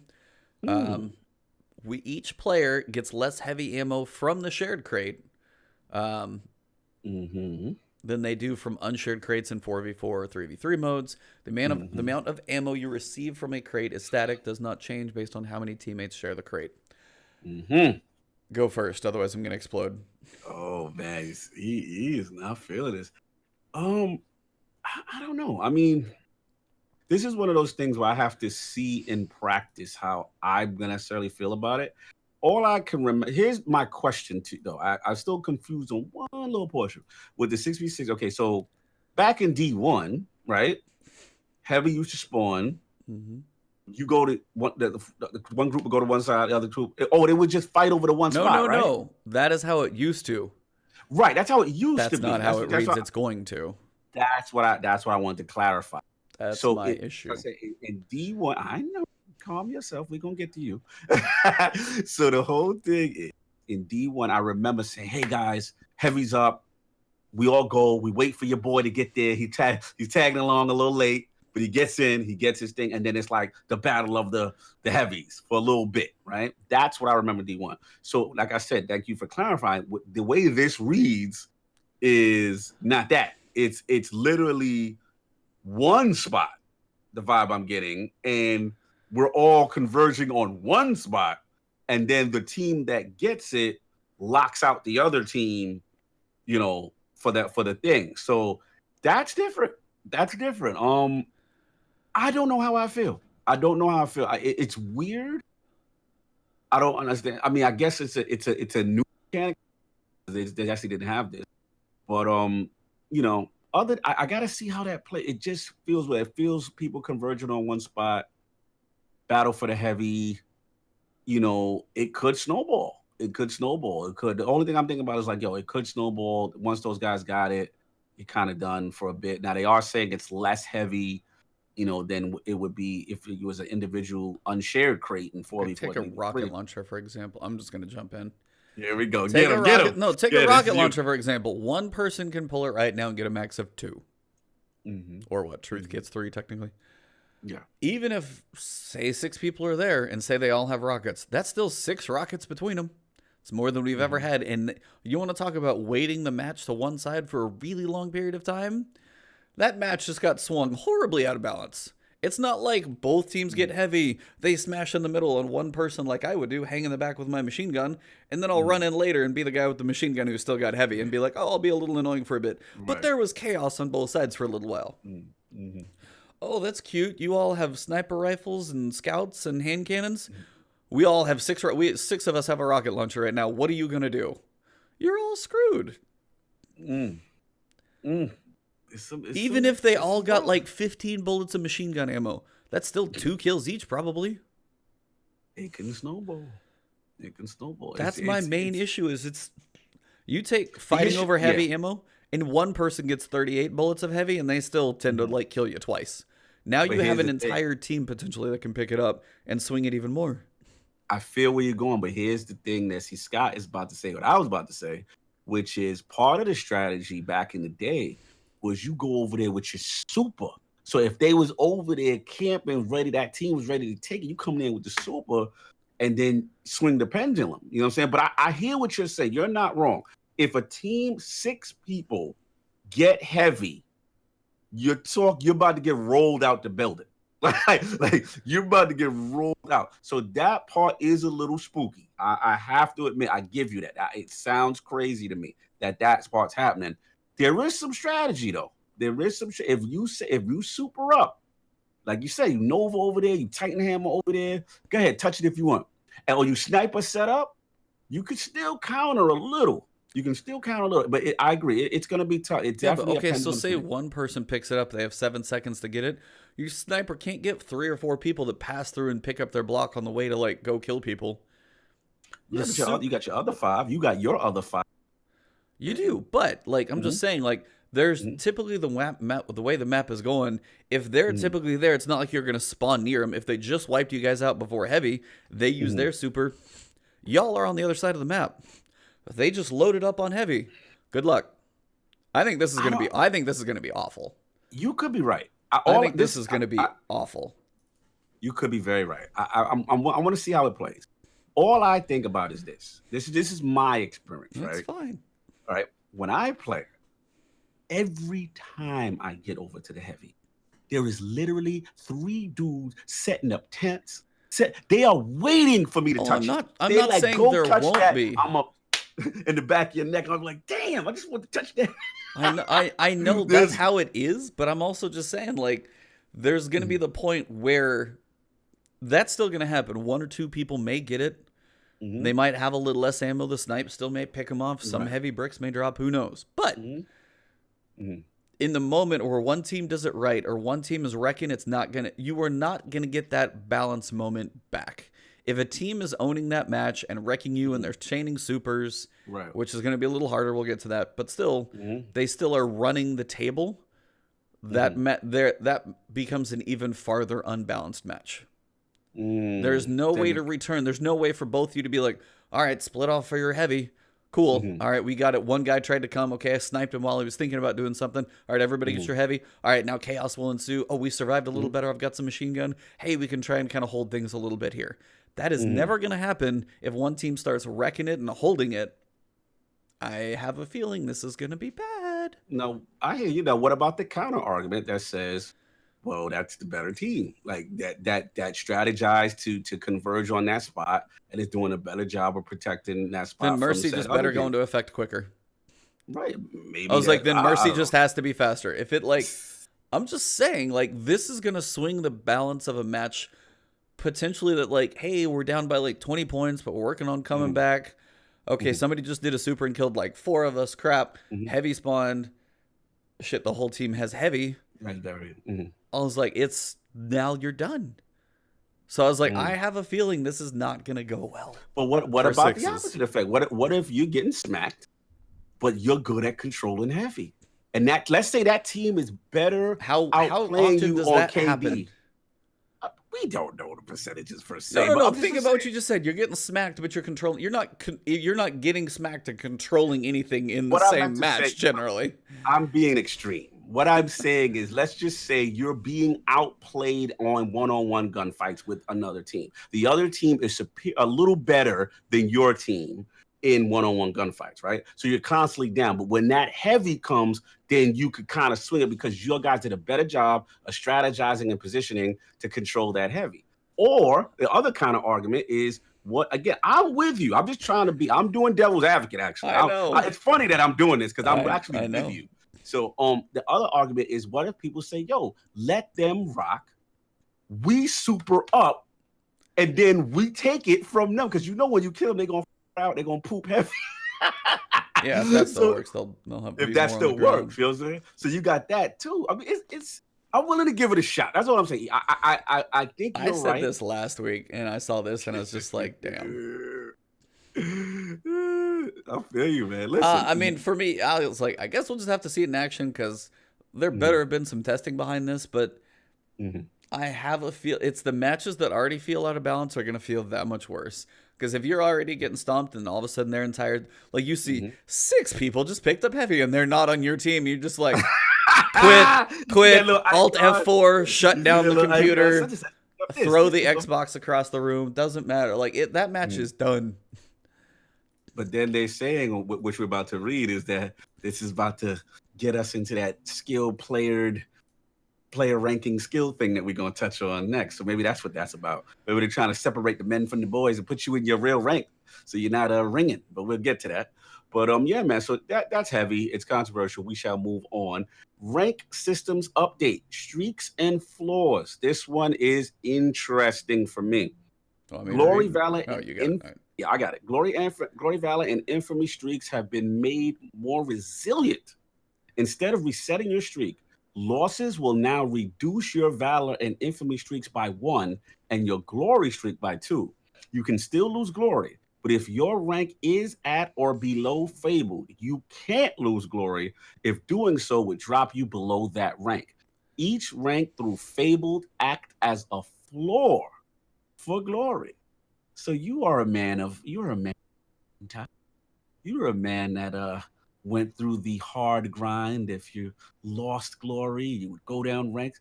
How do you feel about this, sir? Do you feel they are casualizing your great mountaintop? Sinister's booing. Boo. Yeah, he's booing hard. He's booing boo. Hard. Where are you at with this? So essentially, when you go up into your rank, I'm like, as you're going like Guardian 1, Guardian 2, Brave rank. 1, Brave 2. So you stay there. If you lose, you stay there. Those you go aren't down. That big. Right. Typically, I mean, especially if they're going like Brave 1, Brave 2, Brave 3. If you can go all the way up to like Brave and then all the way back down with them Brave before you like drop down to Guardian, like if you get your 100 and you're in Guardian, like cool. Then you're like going up in Brave. Then if you get to Brave 2 and you hold it, I think I like the bundle. I think I like the breakpoint of Fabled. Because up to 2100, even solo queuing, you'd eventually probably bounce there. Because I was like working my way up and then I ran into that guy and he helped me the rest of the way. I think it's going to ease the journey up to there. But then I think the pinnacle stuff, like I think they need to do something above that for those who want to go above the 2100 glory. Right. To make the harder part more... You got to give you a reason to go above Fabled because, like, if you can't go below, like, you could just barely creep over. Like, you could just barely creep. You got like, I got Brave 2, and then you lose like 4 times, and you're like, thank God I got the Brave 2. Whew, okay, I'm here. Okay, now we're like back on. Okay, now we're doing good again. And I think it's going to be more of a cycle. But I think when you get to Fabled, be like, hey, those training wheels, take them off. Now you go up, you go down. That's where you're at. Like, I think up to Fabled, a lot of people who try and comp. Eventually might head that direction. I mean, some have big swings down and up, and it's definitely going to be a thing where, like, yeah, you have your big swing. I do too. Like I went up and then lost. Like I'm like, oh, Lost. Oh my god. let me go ahead and shut this down. This is not happening tonight. So it's like there are times where you do that, and that honestly the floors made me like, hey, I can only go solo. Even if I dropped a couple matches, Right. it's not going to be as bad. I might keep playing more. I think this is going to be a better thing for the playlist. Oh, you read my Generally mind. there. Because I think this is a playlist decision. I think it's better for the playlist so the people at the lower levels have it like less worry of like, hey, I got to 1,000. Hey, I played 8 matches and I'm down to like 200 now. Yep. It was discouraging. Like, yeah, it was demoralizing. And I'll be honest, like it was demoralizing to me, and I had to take a step back for a while. But I listen, I understand both sides here, right? The competitive hardcore guy, like a Sinister who is booing, he's gonna say, look, get good. You know what I mean? He's going to say, get good. If you're losing, you lose your rank. That is what the true ranking system represents. And I understand that argument, right? The problem for Bungie is that no one's really playing this playlist anymore. Yeah. Because you got the extreme hardcore that will get there, the super tryhards, the super sweats that will get there. That's a very small percentage. They have to have the numbers on engagement in comp. It has to be terrible because I know for a fact I'm sitting in orbit waiting. Oh, and you see a lot of the same people. Yeah. Bro, I see the same people. So this has to be a way that this is their balance. They're saying, okay, you know what? The casual guy is not sticking around. He may get a 2 streak. He gets stomped. He's all the way back down to Brave 1 or whatever it is. And he's out for the night. He's never stepping back in comp. They want people to get in comp. You give them that floor. So if they do win, they get it. They take their streaks away, right? They take streak potential away by one. But hold on, oh my God, Scott, here's how it is. Basically, what is this? About 5 to 7 ranks, circle ranks. And then basically what happens is when you fill up your circle with wins and experience, you move to the next rank. So how it used to work is as you go up in rank, right? If you lose, it would take away your streaks. Basically, as you go up in rank, you go up on a streak, you get more experience for each win, When you lose now, they take away that streak, and then if you continue to lose, you can actually drop rank. That's what pretty much how glory ranking would work. The new way, what they're saying is, if you basically Fabled is kind of like that upper tier close to the top. Yep. Basically, every level you gain up until Fabled, if you make it to that level, if you lose, you will not go beneath that level. So it's almost like you'll have a constant chance to keep getting to Fabled, no matter how many the loss. Eventually, you'll get there once you start winning. You know what I'm saying? But once you hit Fabled now, whatever the next ranks are, Mythic and all that other stuff, Legend or whatever it is above Fabled, if you make Mythic and then start losing, you can go all the way back down to Fabled. Yep. That's how the new system works. So again, me personally, I think it's a cool middle ground to help the casual guys, but still, I agree with you, E. They're going to have to now have something above Fabled to give the hardcore guys that grind, or whether it was Adept or whether it was, what was the equivalent for Luna's Howl? What was it? It was Luna's Howl, and what was the second? What, Not Forgotten? Not Forgotten. Yes. Yeah, that was maybe a legend. Maybe they'll do a better version. Maybe they'll trials it out and give you that kind of thing. So, we'll see what happens. Yo, oh my God, it's with goodbye account recovery people. That honestly is like a thing between tough. This and then also the skill-based thing we'll talk about later. Yes. That'll be kind of an interesting thing because even Aztecross was talking about that. Mm-hmm. I mean, if you look up, I pulled up the ranks. So like Guardian 1, 2, and 3, Brave 1, 2, and 3, and Heroic 1, 2, and 3. That's mostly what we're talking about. Right. Guardian 1 takes 40 points to the next rank. Guardian 2, 70, and Guardian 3, 90. And then Brave 1, 170, 295, and 385. Like each rank takes more. So to go from Brave 2 to Brave 3 is going to take, you'll have a bigger swing in there. And then Heroic 1, 2, and 3 is 210, 365, and 475. So, I mean, depending on which one you're in, you can have farther to fall the closer you get to Fabled, where it's still going to be a challenge, but you're not going to go from 2,099, go on a crap streak, and go home and go to bed at like 500.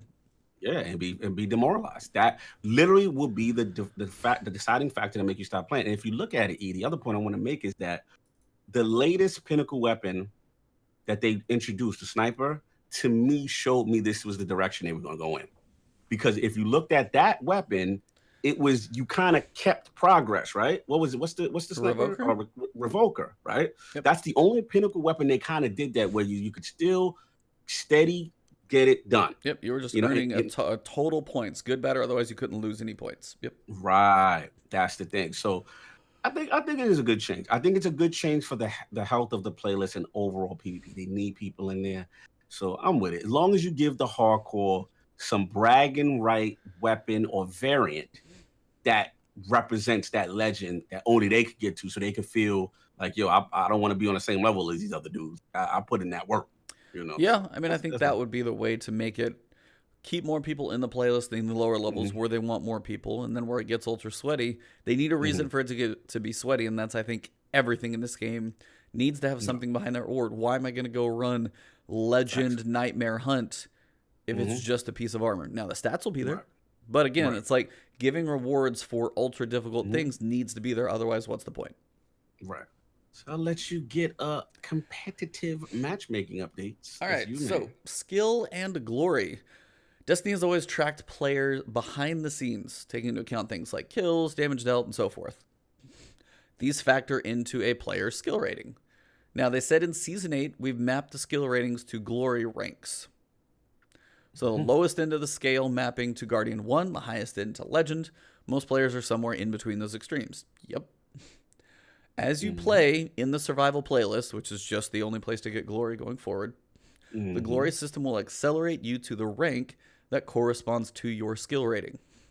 If your current rank is below where your skill rating should be, you'll earn extra glory based on the criteria above, so you can get to your expected rank faster.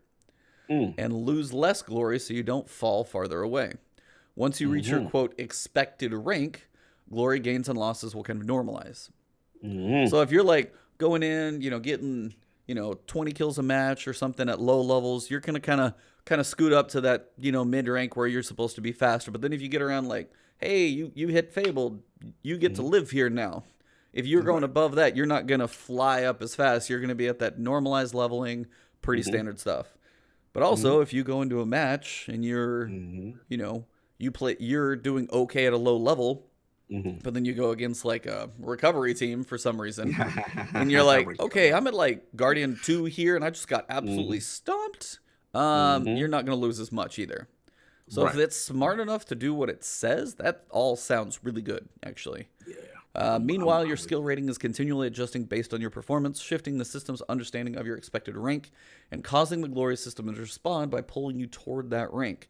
The result should be over time, your glory rank will become an accurate reflection of your skill. It also means that teammates of different skill will experience different glory adjustments from the same survival match. Interesting stuff here. What do you think? Yeah, I kind of like it, because I think ultimately this is going to push them closer to the balance as far as matchmaking that they want. It's never going to be perfect. Let's just be clear, right? It's never going to be perfect. But the thing about it is that at least if you get the sweats in their sweaty group, where they rank, they let them be where they're supposed to be, and let the rest be where they're supposed. Like, everyone will be a little bit more even. Again, we've heard things like this from Bungie before. You know what I mean? Not to this extent. We've heard, things about them trying to improve from the skill base and stuff like that. This is probably the most transparent they've been in reference to this. Yep. And I like what I'm hearing. You know what I'm saying? Because again, if I'm starting out and I'm playing, with my, with someone who is, super sweat tier, this is the guy, and we're ranking up, he should rank up faster, because based on what his skill is, if they factor in KD, if they're whatever they're factoring, if he's a beast, he should not be on the playground with me beating up little kids every day. Yep. Get him up there and let him beast out eventually to where he needs to be. Me, it'll be a gradual progression to whenever I get there. For sure. You know what I'm saying? But let me play with the guys who are on my level, so at least I feel like I'm somewhat competent out here. But it's demoralizing to get there and get destroyed by Team Sweat. So That's where I'm at with it. Again, sounds great in theory. I hope this all works. Right. You I know, mean, we'll see. theoretically, cool, but Yeah, we'll have to see. I mean, even Sinister said it in chat. He's like, smart matchmaking will never happen. And honestly, we won't know until we get to see. If I go in listen. comp and like, I'm a little, a Mhm, little more forgiveness with the floors, and mhm, hopefully 50 account recoveries aren't happening the same time I play. That's the right. hardest part, is those, honestly, Mhm, because I mean, as I've played up, whether I bumped into people, had mhm, help on it, whatever it is, the people mhm. playing at that level typically are not the ones actually just at that level, because some people Absolutely. just don't want to, but they want the reward, so they'll find some Right. way to get it, and that's where the issues come in. That's all. Right. No, absolutely. And But like in I said, we'll theory, see. for a normal group of people, the good ones should be up top. Yeah, absolutely. That's what you get. Shadowkeep has a few sandbox changes to abilities, Ooh, just a just a little bit. Just a couple. little bit. I don't, Just a not little. not many. This is be quick. This will be quick. If you look at like the scroll bar on the side of my page, Jesus. I'm like a third down the page right now. If you guys are wondering if this was, I think this update is as long of a page of Yes. scrolling text as all three of Hmm. Luke's things probably put Hmm. together. I have a Hmm. feeling. Yeah, this is definitely the largest. Writing my article, I'm like, yeah, I'm gonna have to be selective of what I talk about because there's 1,000 things Oh in my here to talk god. about, and they're all significant. They're like Oh all yeah, they're significant. they're pretty good chunk. So Let's get to it. We got a lot of work to buffs do. first.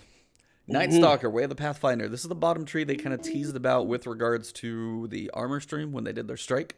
Since they don't Yes. want to lead farther into the fantasy of a speedy disruptor, Pathfinder needs to find tools to scout the battlefield and ways to engage with gameplay more often. So, Hmm. Vanish. Smoke Bomb grants invisibility to allies. It gives Mm. one stack of Heart of the Pack, newly revamped, to all allies hit.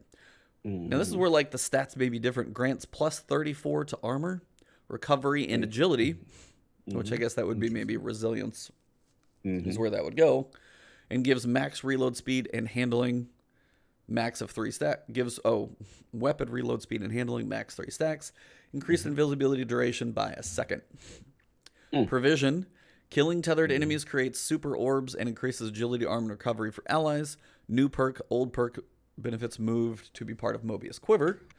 Damaging Hmm. enemies with your grenade reduces the cooldown of your smoke bomb 6% per tick. Making allies invisible gives you grenade energy. So working on getting your grenade back more Hmm. frequently. And then Hmm. Mobius Quiver fires super multiple times and deals massive damage to tethered targets. Mm. Added the old provision perk to naturally be part of Mobius Quiver. Killing tethered enemies creates super orbs and grants stacks of Heart of the Pack for allies. Extended the range of Heart of the Pack from 20 to 30 meters. Hmm. So this is like a big Interesting. support grenade tether build. Hmm. Very Uh, big, very big. So, it's as like, well as support with the whole making your allies invisible. yeah, invisible and extra armor and reload Hmm. speed. All those things are going to be pretty big. So, Yeah. yeah, that invisibility throw, helping people out in the pinch, using that as recovery, getting them out of tough spot, tethering enemies, making more orbs, having farther Hmm. range on Heart of the Pack. I mean, they're changing the way some of these feel. They want to really help some of these supers to be viable. And I think this is Yeah. long time in the making, which is nice. Hmm. Shadow Agreed. Shot Super. Top Woo! and bottom. Damage Ah. increased from 150 to 250. One shot kill in PvP. Mm. Mm. Mm. Improved tether accuracy near obstacles. Suppresses on hit is more consistent. Whoa. So this is big. This big. This makes This tether big. viable again. Yeah. That's what like.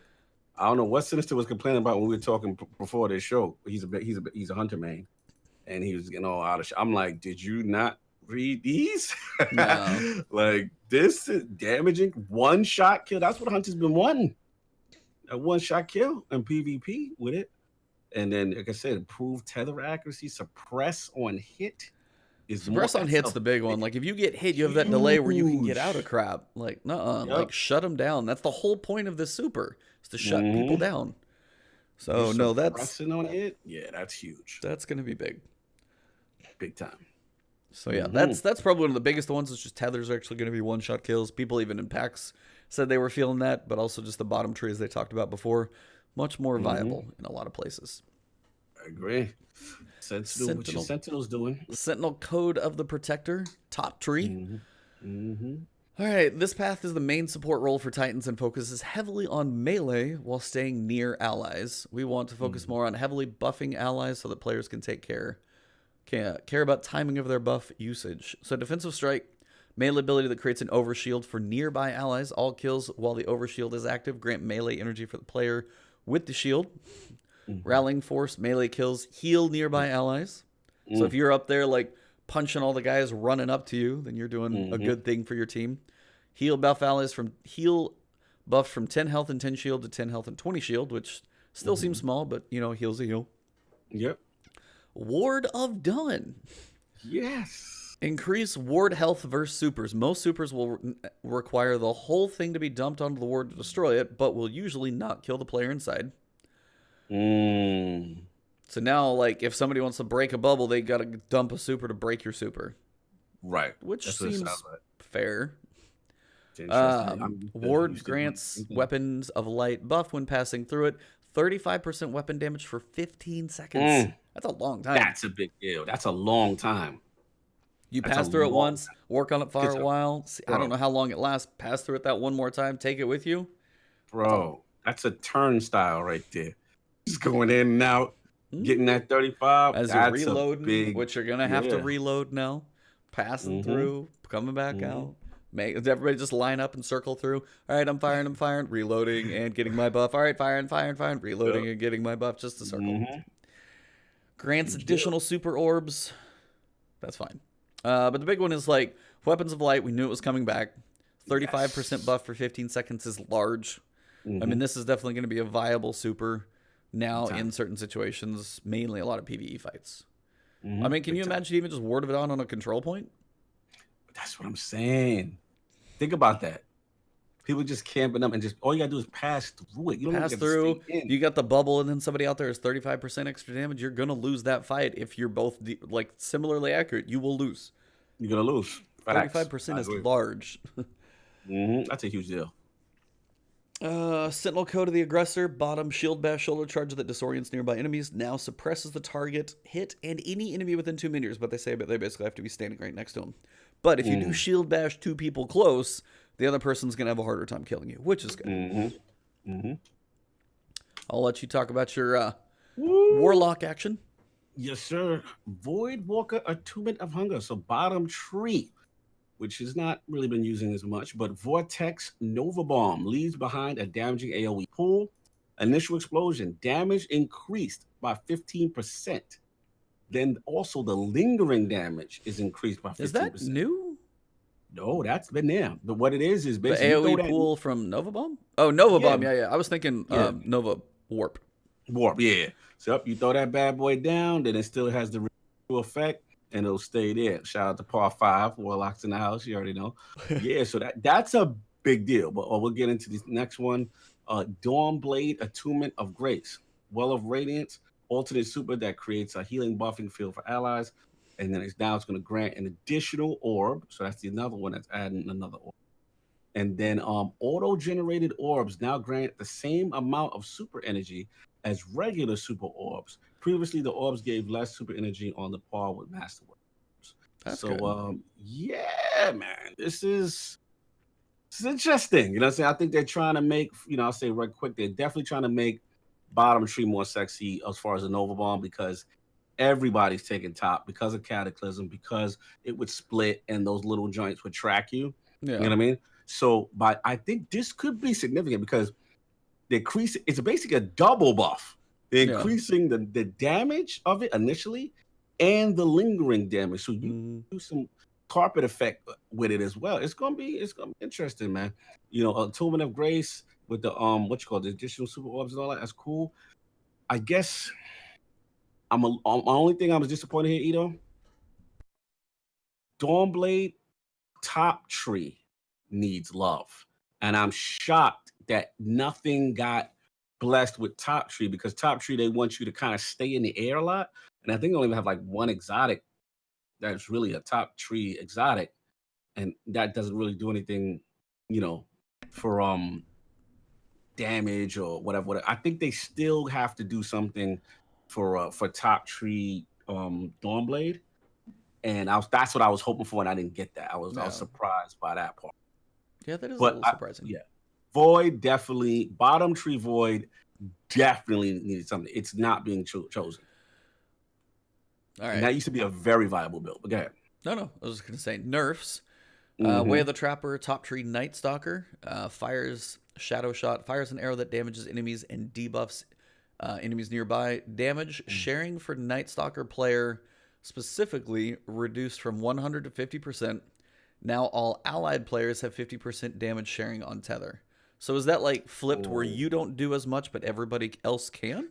Yes, that's what it feels like. It feels like they're making it the way of the Trapper a support joint. So they're reducing the player, but all your allies have 50% damage on that Tether, sharing that Tether. It says nerf, but it's just spreading the love more than anything. That's what I'm saying. That's why, again, this is the one Sinister was freaking out. Oh, they reduced it by whatever. But if you're tethering and you're giving your whole team 50% more damage as a team, that's a big deal. Seems like it's okay.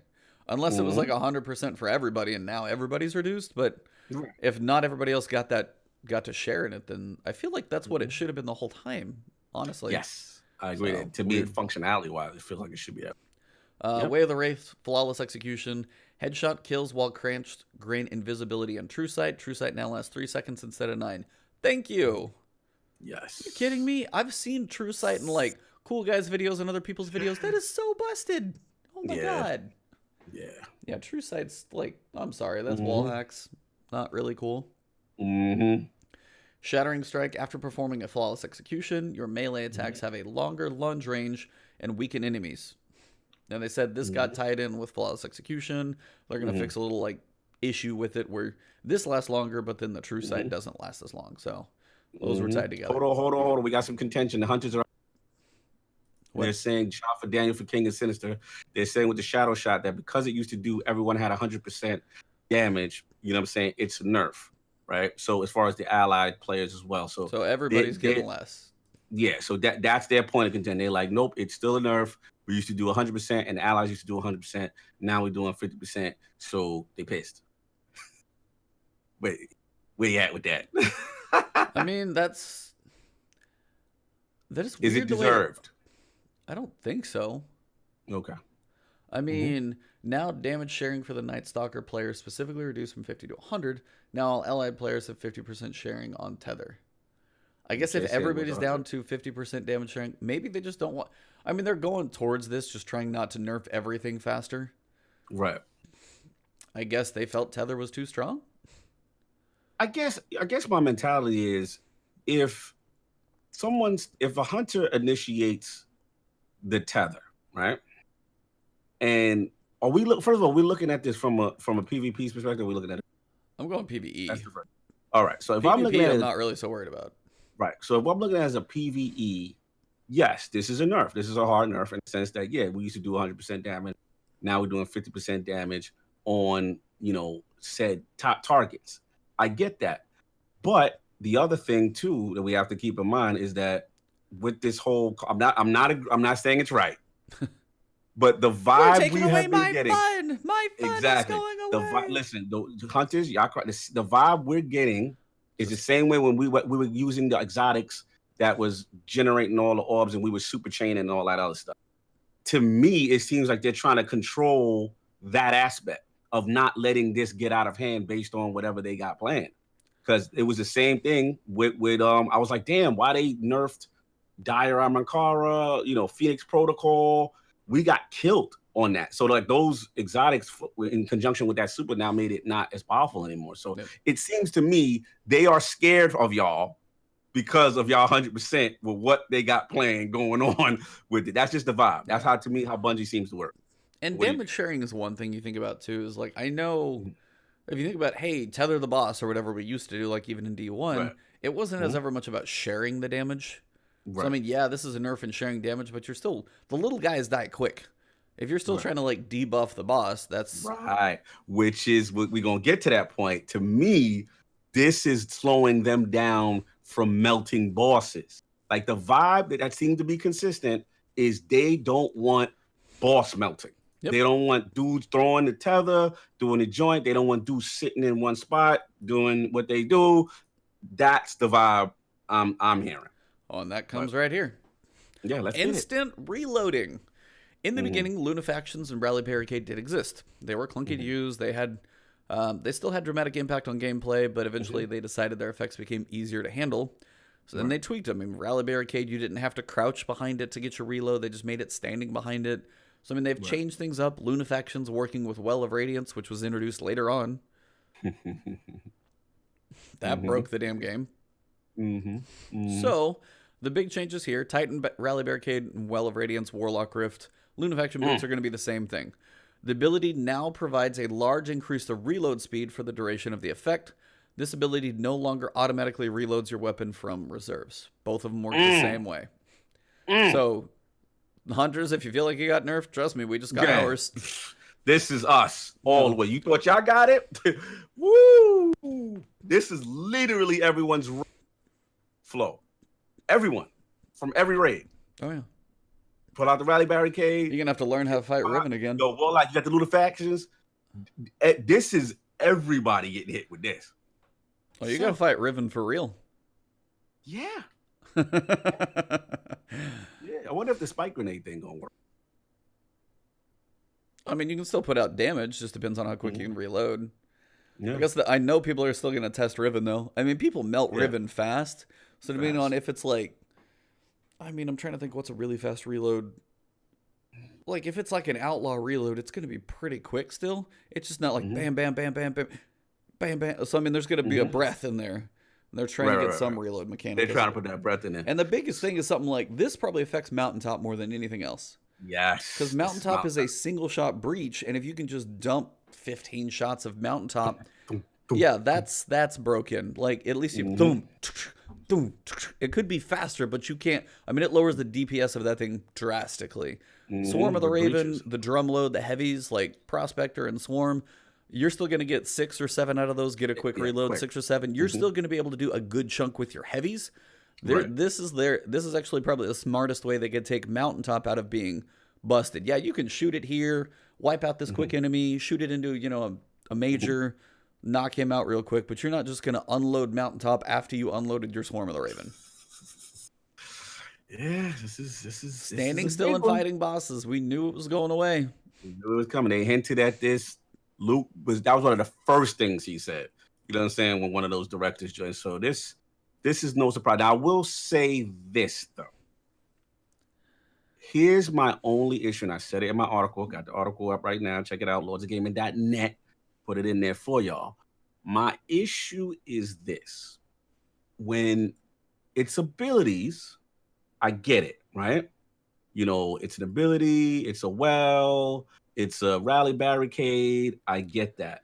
My issue comes down to as far as the whole exotic. When you have exotics that are specific just to do one thing, as far as like what Lunafaction doing. The whole purpose of Lunafaction is literally just so your allies can not have to reload and pull from reserves, right? Yep. So now they take this away. All I'm saying is, let's give stuff like this, stuff like the Phoenix Protocol stuff, some other passive thing now that it can do, because it really is kind of useless now. I mean, because let's be real, like. I mean, that's one thing that needs to happen to a lot of armor, though. It's like many things that don't have great functions or unused. Like, you have the data, who's using half of these damn exotics. How has Aeon Soul never been reworked? How has the entire Aeon set never been like, all right, this is a failed experiment. People have it out there. Can we make this something? That's what I'm saying. Like, they've got to, listen, we know they got a lot on their plate. I'm not going to be disrespectful. But when it comes to non-functional exotics, you've got the usage rates. Ain't nobody running around with these joints. They're not running around with them. This, unfortunately, Skull is now this. Now Lunafaction is this. There's no need. If I have the well, you know, why would I put it this way? You know who said it good? Tassie. Paul Tassie. Shout out to Tassie. Literally, Lunafaction has become Ophidian aspects.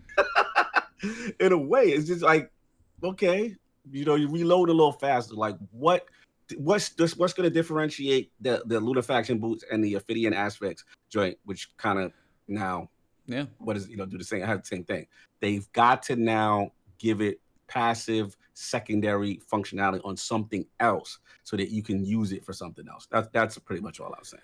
Yeah, it's like they are quick about be like, okay, we're going to change the way this works. Okay, well, if it's useless, just like it just starts crossing more exotics off the list of functional, and they wonder why we always get steered into these places because we don't have 6 viable other options. There's still just one option is going to be there. They're afraid to like bring other things too close to other, like, well, this is too powerful. Let's bring it down. Okay, this is where we're at. Is nothing else is on this level, really? Well, crap. I agree. So it's a balancing of those used and unused. There's data. I mean, there's like ones that have certain uses, but I mean, how often are some of those oddball things really used? Exactly. Really? There's tons of exotics. Again, and at start of D2, they started off strong. We working a lot of them. If you remember, they were like, hey, we're taking these 3, we're gonna give them back to you. Now they do this, right? They got to get back in pocket with that. That's all. Yeah. Where'd my page go? What else we got? Super energy regeneration. Ooh, yeah. Let me grab this. There you go. You get this. This is probably almost more PvP than the other. These changes will reduce the speed which players are able to earn their super, which supports difficulty and reduces the current ability to trivialize certain content through excessively chaining supers. Systematically, we want to reduce base sources of supers on a large macro scale without diminishing the feeling that your actions you are gaining a worthwhile energy boost. By reducing the speed at which you gain super, we can make mods and perks feel more worthwhile. We still want it to feel like you can make meaningful progress, not only through normal play, but by augmenting super energy through teamwork, class choices, gear, and skillful play. Then we got the whole breakdown with energy granted by super orbs, basically 50% reduction on super orb energy, 50%. Masterwork orbs have been hit too, 50% reduction down to 2.5%. Kills in general, 25% reduction, and they break those all those percentages down per enemy and all that stuff. Assists, 25% reductions. So real quick on this, where you at with the super reduction, man? I think it's going to be better for PvP. Yeah. So people don't chain as much. Or if one team goes on that super tear, they don't just all of a sudden fill each other's supers, and it's just this constant progression where you get a third into a match and everybody's just going super crazy the whole time. Yeah, snowball. Like the kills seem like minor reductions, where you get a little bit less. I mean, it's obviously you look at the numbers; they're pretty small in the first place that you get. So I mean, they're going to steer you towards more a higher intellect build if you want supers. Right. That's, I think, where they're going to want to steer you towards to make that more viable. Right. I'm with you. I mean, I won't really know how this feels until we actually see it in action. Because, I mean, in Destiny 2, we had crap weapons and really slow supers. Oh, yeah. That was year one. Everything was like... Bro, slow supers and slow abilities to the point that they had to make exotics to increase super recharge rates and stuff like that. Yeah. Remember that? So, no. So, I mean, you see super orbs being 50% less, masterwork orbs being 50% less. I mean, yeah, you can stack them a lot sometimes. I've seen people be pretty crazy at a point. I won't know until I play it, really. And I guess we'll just have to see. I mean, the super is one of those that... In PvE, I wish this was almost like PvP only more. Because in PvP, when it gets out of control, just kind of like the heavy... When it gets out of control, it gets really out of control. And then they're stacking and chaining. People are just running behind people with supers and be like, all right, who's next in the train? All right, you come up to the front, pop your super. We're going to follow behind you. But in PvE, you've got typically so much going on. It's pure chaos, like chaining supers and stuff. There's a strategy to doing it in PvE that I feel like is no detriment to you. Right. So I guess I don't know. I'll have to see how it feels, but if it's too much in PvE, I think that's where I'll have my issue. PvP, it's fine, because it brings more skill back into it and gunplay and stuff like that, as opposed to just supers and abilities and novas and throwing hammers and whatever else you're going to do. That I'm okay, because that brings more skill into it. But in PvE, it is still space magic, and I want to have some fun. No So I think doubt. that's my balance between them. Fair enough. Fair enough. What else we got? We got damage multipliers. We knew this was coming. Mm-hmm. The biggest way to sum this up, you're going to have one buff and one debuff. Kind of said that last week when we were talking about some of the artifact stuff. You can't have Well of Radiance and Weapons of Light on you at the same time. And you can't go do a Void Tractor Cannon with a Hammer Strike and a Tether. Now, the debuffs typically would only do one, but your buffs probably seemed a little broken. Yeah. So now we're kind of at the point where they're fixing that. It's one on one side and one on the other. They've got Frontal Assault, bonus damage is 20%, was 25. Sun Warrior, bonus damage is now 20, was 25. Well of Radiance is now 25, was 35. Weapons of Light is now 35, was 25. So Weapons of Light is stronger, Well is weaker, but you can stand in Well and you don't have to move. So in the balance, those are going to be pretty similar. Debuffs, Shadow Shot is now less incoming damage. This effect no longer excludes power weapons, though, for Shadow Shot, so that is a good fix. Tractor Cannon. I did not know this, by the way, because it might have got... Is this always been there? Yeah, well, this has been edited, because when Tractor Cannon... It was just Void. It was just Void. Yeah, and this now says for all elements. They're changing it again. They're changing it once again. So this is... when it first came out, if I recall, you could Track the Cannon in any element that was affected. I mean, any element that you used after you you debuffed with the Tractor would get the damage multiplier. Then they nerfed it and said, okay, it got to be Void. Yeah, okay. And it could be Void only, but then we're going to reduce the percentage of how much we're going to let you debuff. Now they're going back to all, you know what I'm saying? It looks like, you know what I'm saying? And then it's all, but it's less. But it's less. Yep. So that's the new way. Tracker Cannon is now just like not a Void thing, it's just that is a debuff. Yeah, it's a debuff, but less across the board debuffing. Hammer Strike is down to 30%. Duration increased though from 6 to 10. So that's like that's a trade. It's a trade. I mean, you give up 40%, you get probably about 40% in time. So I mean, you got to survive longer. You can't just dump it quicker. Right. Just a lot of their theme. Shattering Strike, identical, same thing. Yeah, same thing, pretty much. But yeah, they're changing the buffs. Reduce super damage resistance. This is your this is about as far as I got to read, so I'm gonna give you this one. Yeah, man, super dead. So basically, since launch, they've basically slowly introduced buffs to supers. They don't want people to run around mindless. So basically, what they're saying is, not long ago, we experimented with Spectral Blades by lowering the damage resistance substantially. These changes were generally well received and improved the experience for the super for both the person running it and the person who was running from it. In PvE, players shouldn't feel their super makes them invulnerable, and casting one should call for situational strategic thinking. In PvP, players need to feel that they can challenge a super, and that with skillful play, there's a chance they can beat it. So super damage resistance removed from Masterwork armor. Ooh. Everybody did Masterwork. All 5 of you. Let me stop. Inherit super damage resistance lowered by category. See below. So low, 54% down to 49%. Do R, Nova Warp, Thunder Crash, Blaze Barrage, Nova Bomb, and Well of Radiance. So those goes down from 54 to 49. Medium will be from 56 to 51. Hammer of Soul and Daybreak supers. And the high group will be the Fist of Havoc, Burning Maul, Sentinel Shield, Arc Staff, Arc Lightning, and Shadow Shot. Those go down from 60% to 53%, and the others unchanged will be Spectral Blade, staying the same, Golden Gun, and Chaos Reach. So, super damage resistance.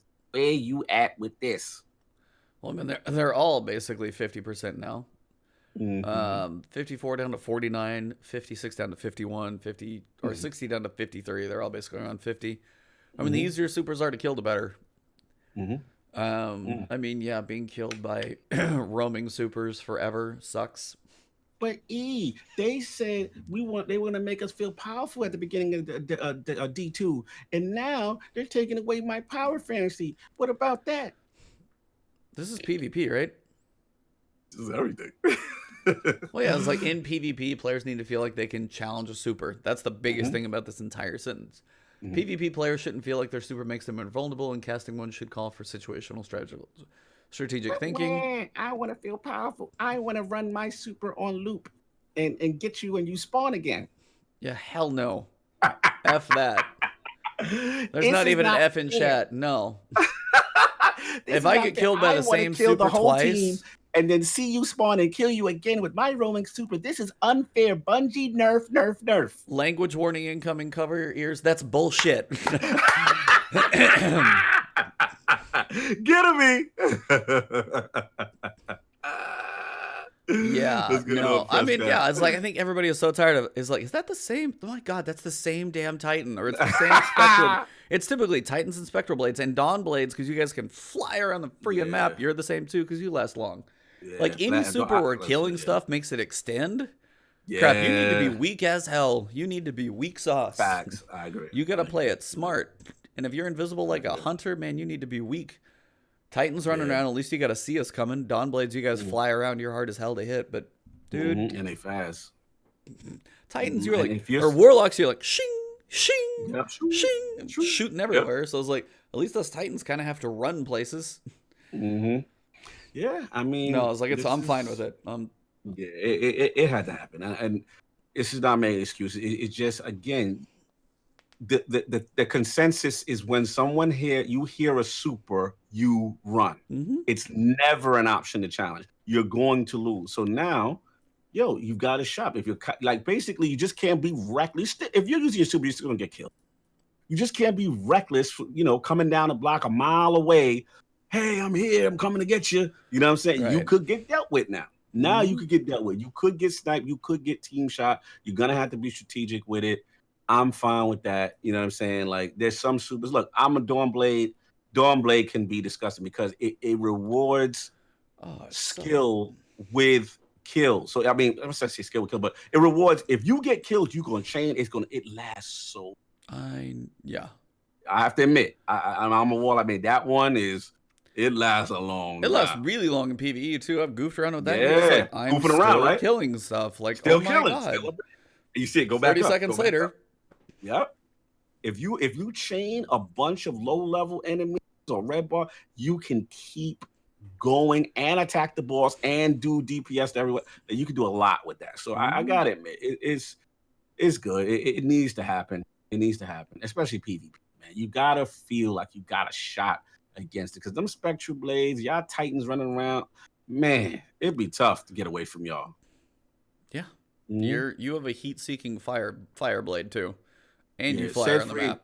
Yeah, I gotta admit though, I was a little disappointed. Nova Warp should have been left alone. Nova Warp got used enough. I still use Nova Warp all the time, and I still feel it's very spongy now. No one's using Nova Warp like that. So I was surprised that one still got hit a little.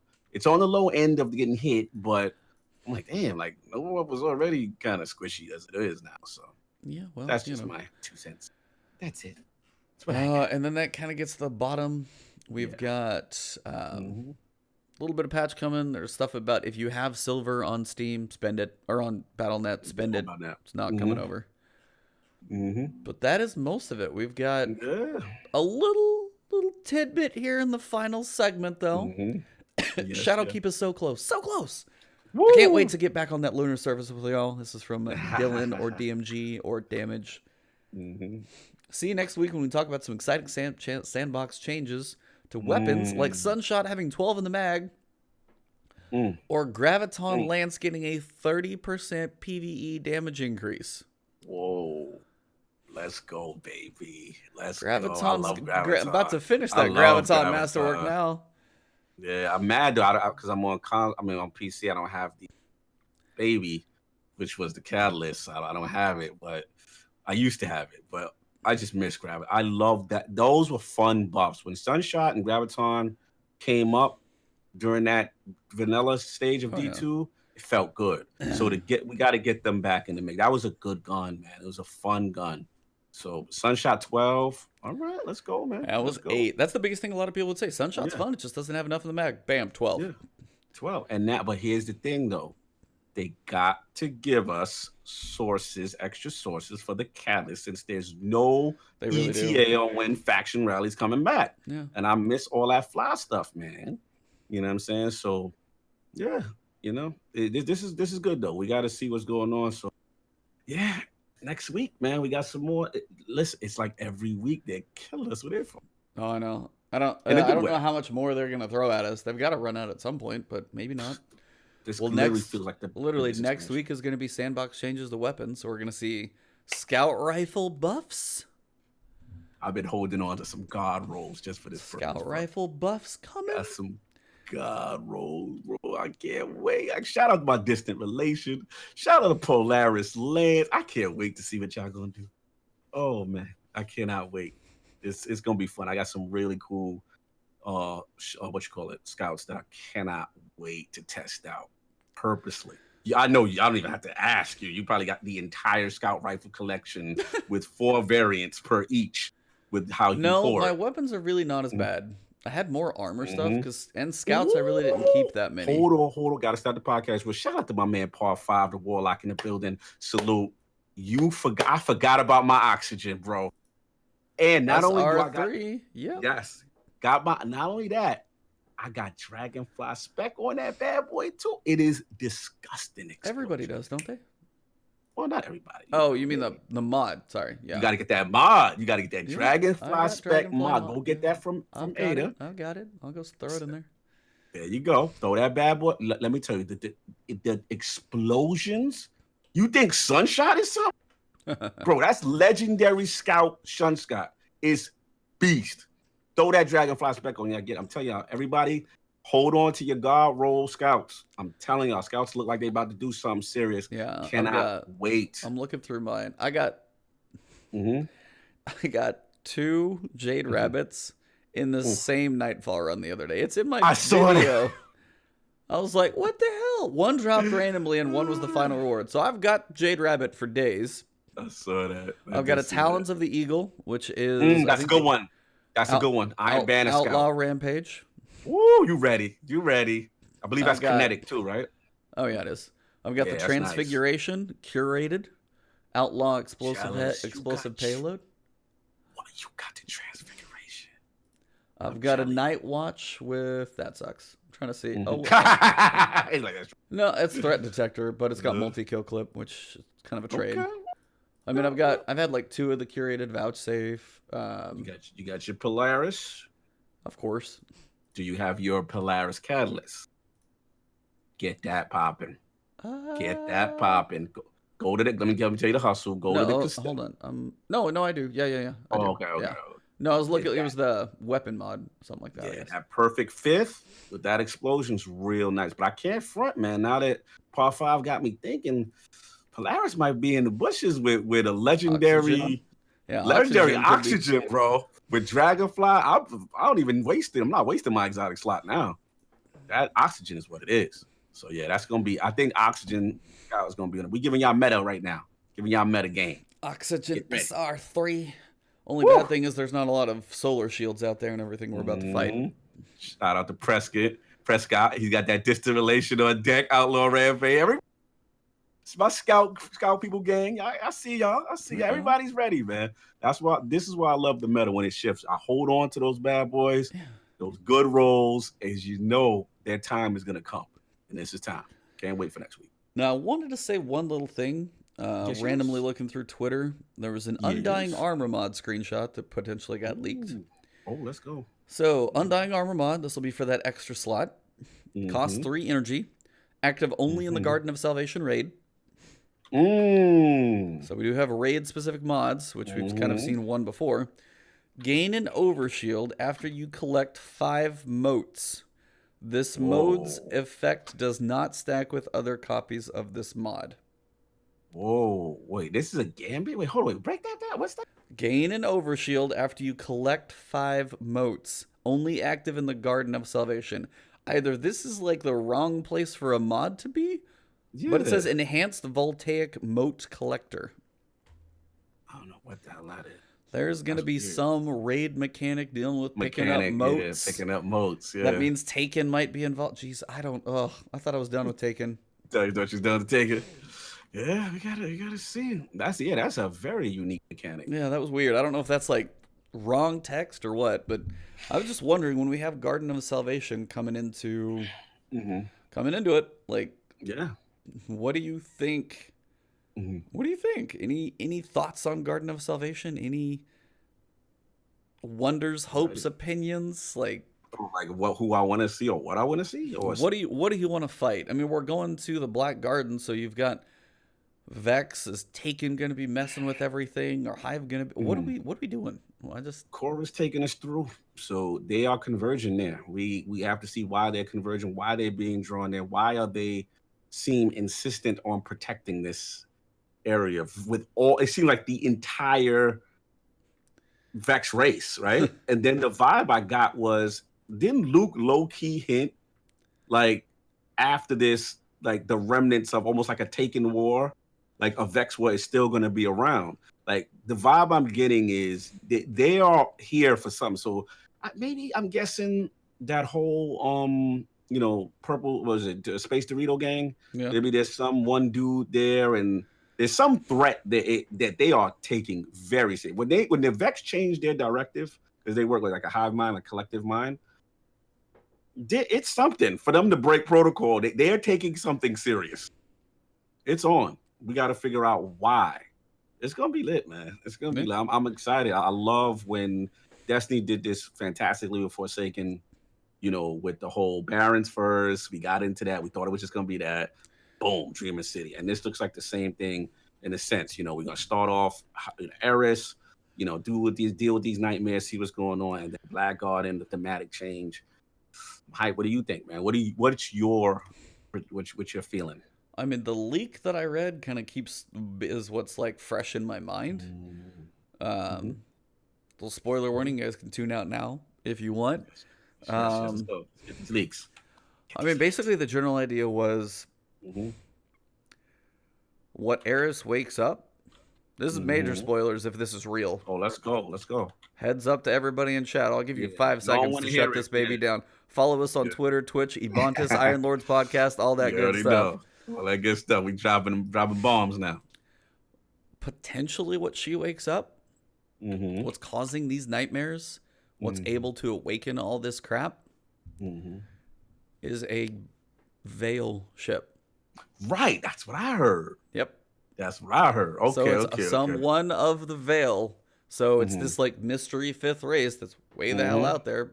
So maybe it's truly a crashed Space Dorito ship, which sounds hilarious, but and that's what starts raising these guardians that are floating in there, these like guardian ghosts, and raising the nightmares of what we have killed before. And then it's like, oh crap, this is what you guys woke up. Okay, the Vex have to make sure we don't get wiped out by this thing that is growing force, this powerful veil that's coming. So that's like the connection between both the Vex and what's going on the moon. So then what remains behind? Well, part of the Veil and maybe what comes next. And now we've got Season of Dawn. Dawn of what? Dawn of the Veil? Dawn of bad stuff coming? Who knows? But see, the thing is, I'm with you all the way up until the point that we may be introduced to one aspect of that. Yeah, I think they may be like the puppet master behind it, but I don't think we're going to fight them.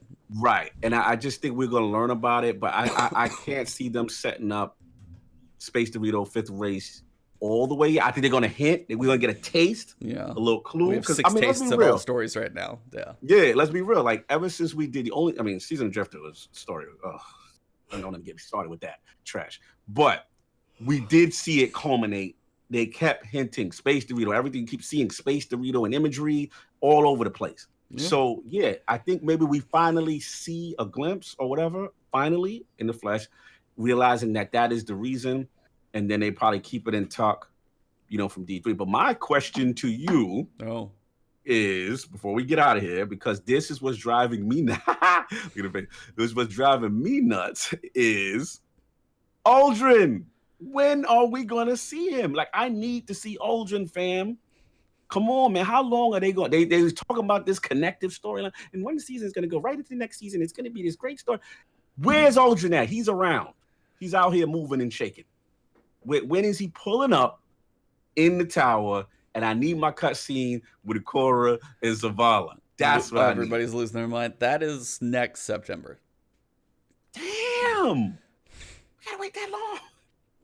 Mara's off doing her thing. Aldrin's gonna be in hiding because he doesn't. Somebody's told him to go in hiding, I'm sure.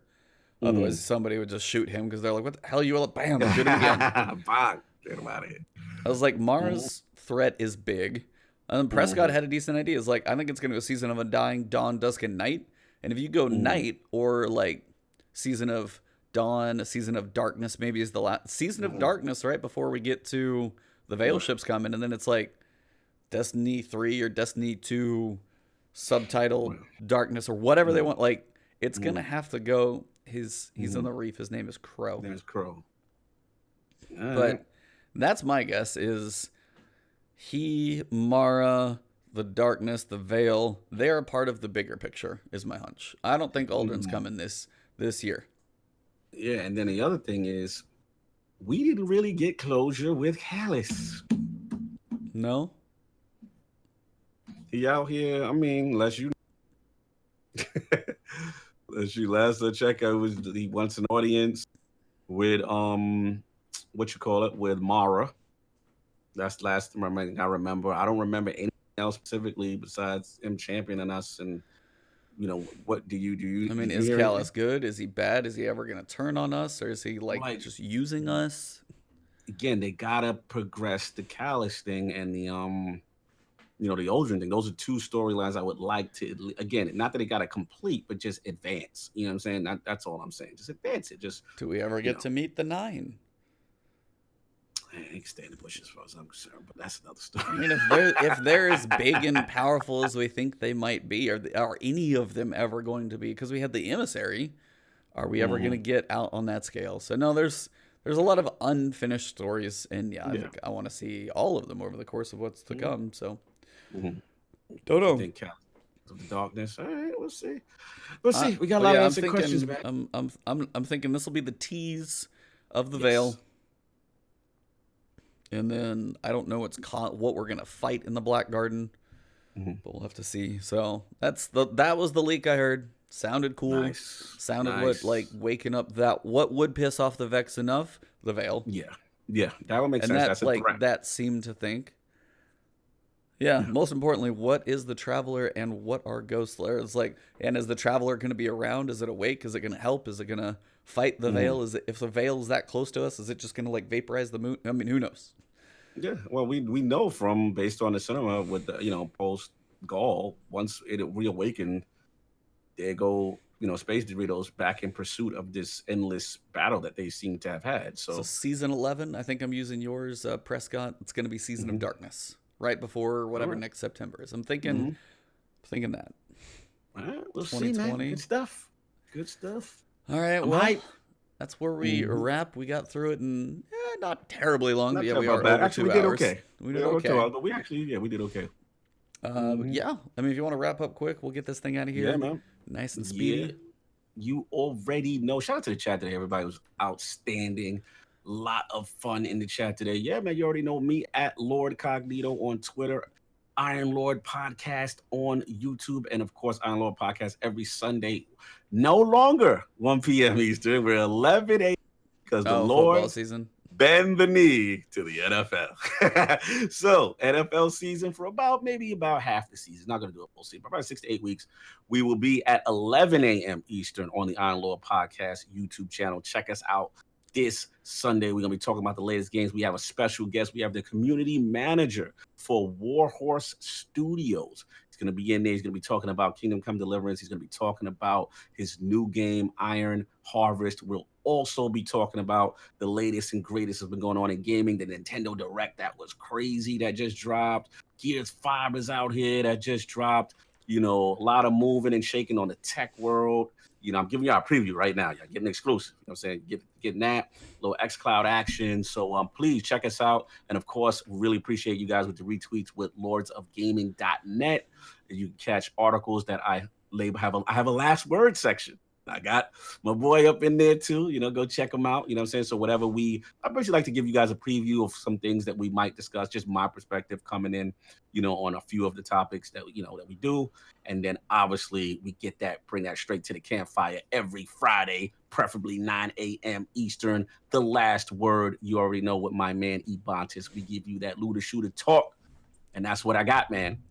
Yeah, same with me. It's Ebontis. Just follow the channel, Twitter, Twitch. You guys know where to find me. Been maybe doing a couple other things over the course of the next month as we get ready for Shadowkeep, taking little breathers here and there, maybe playing some other things.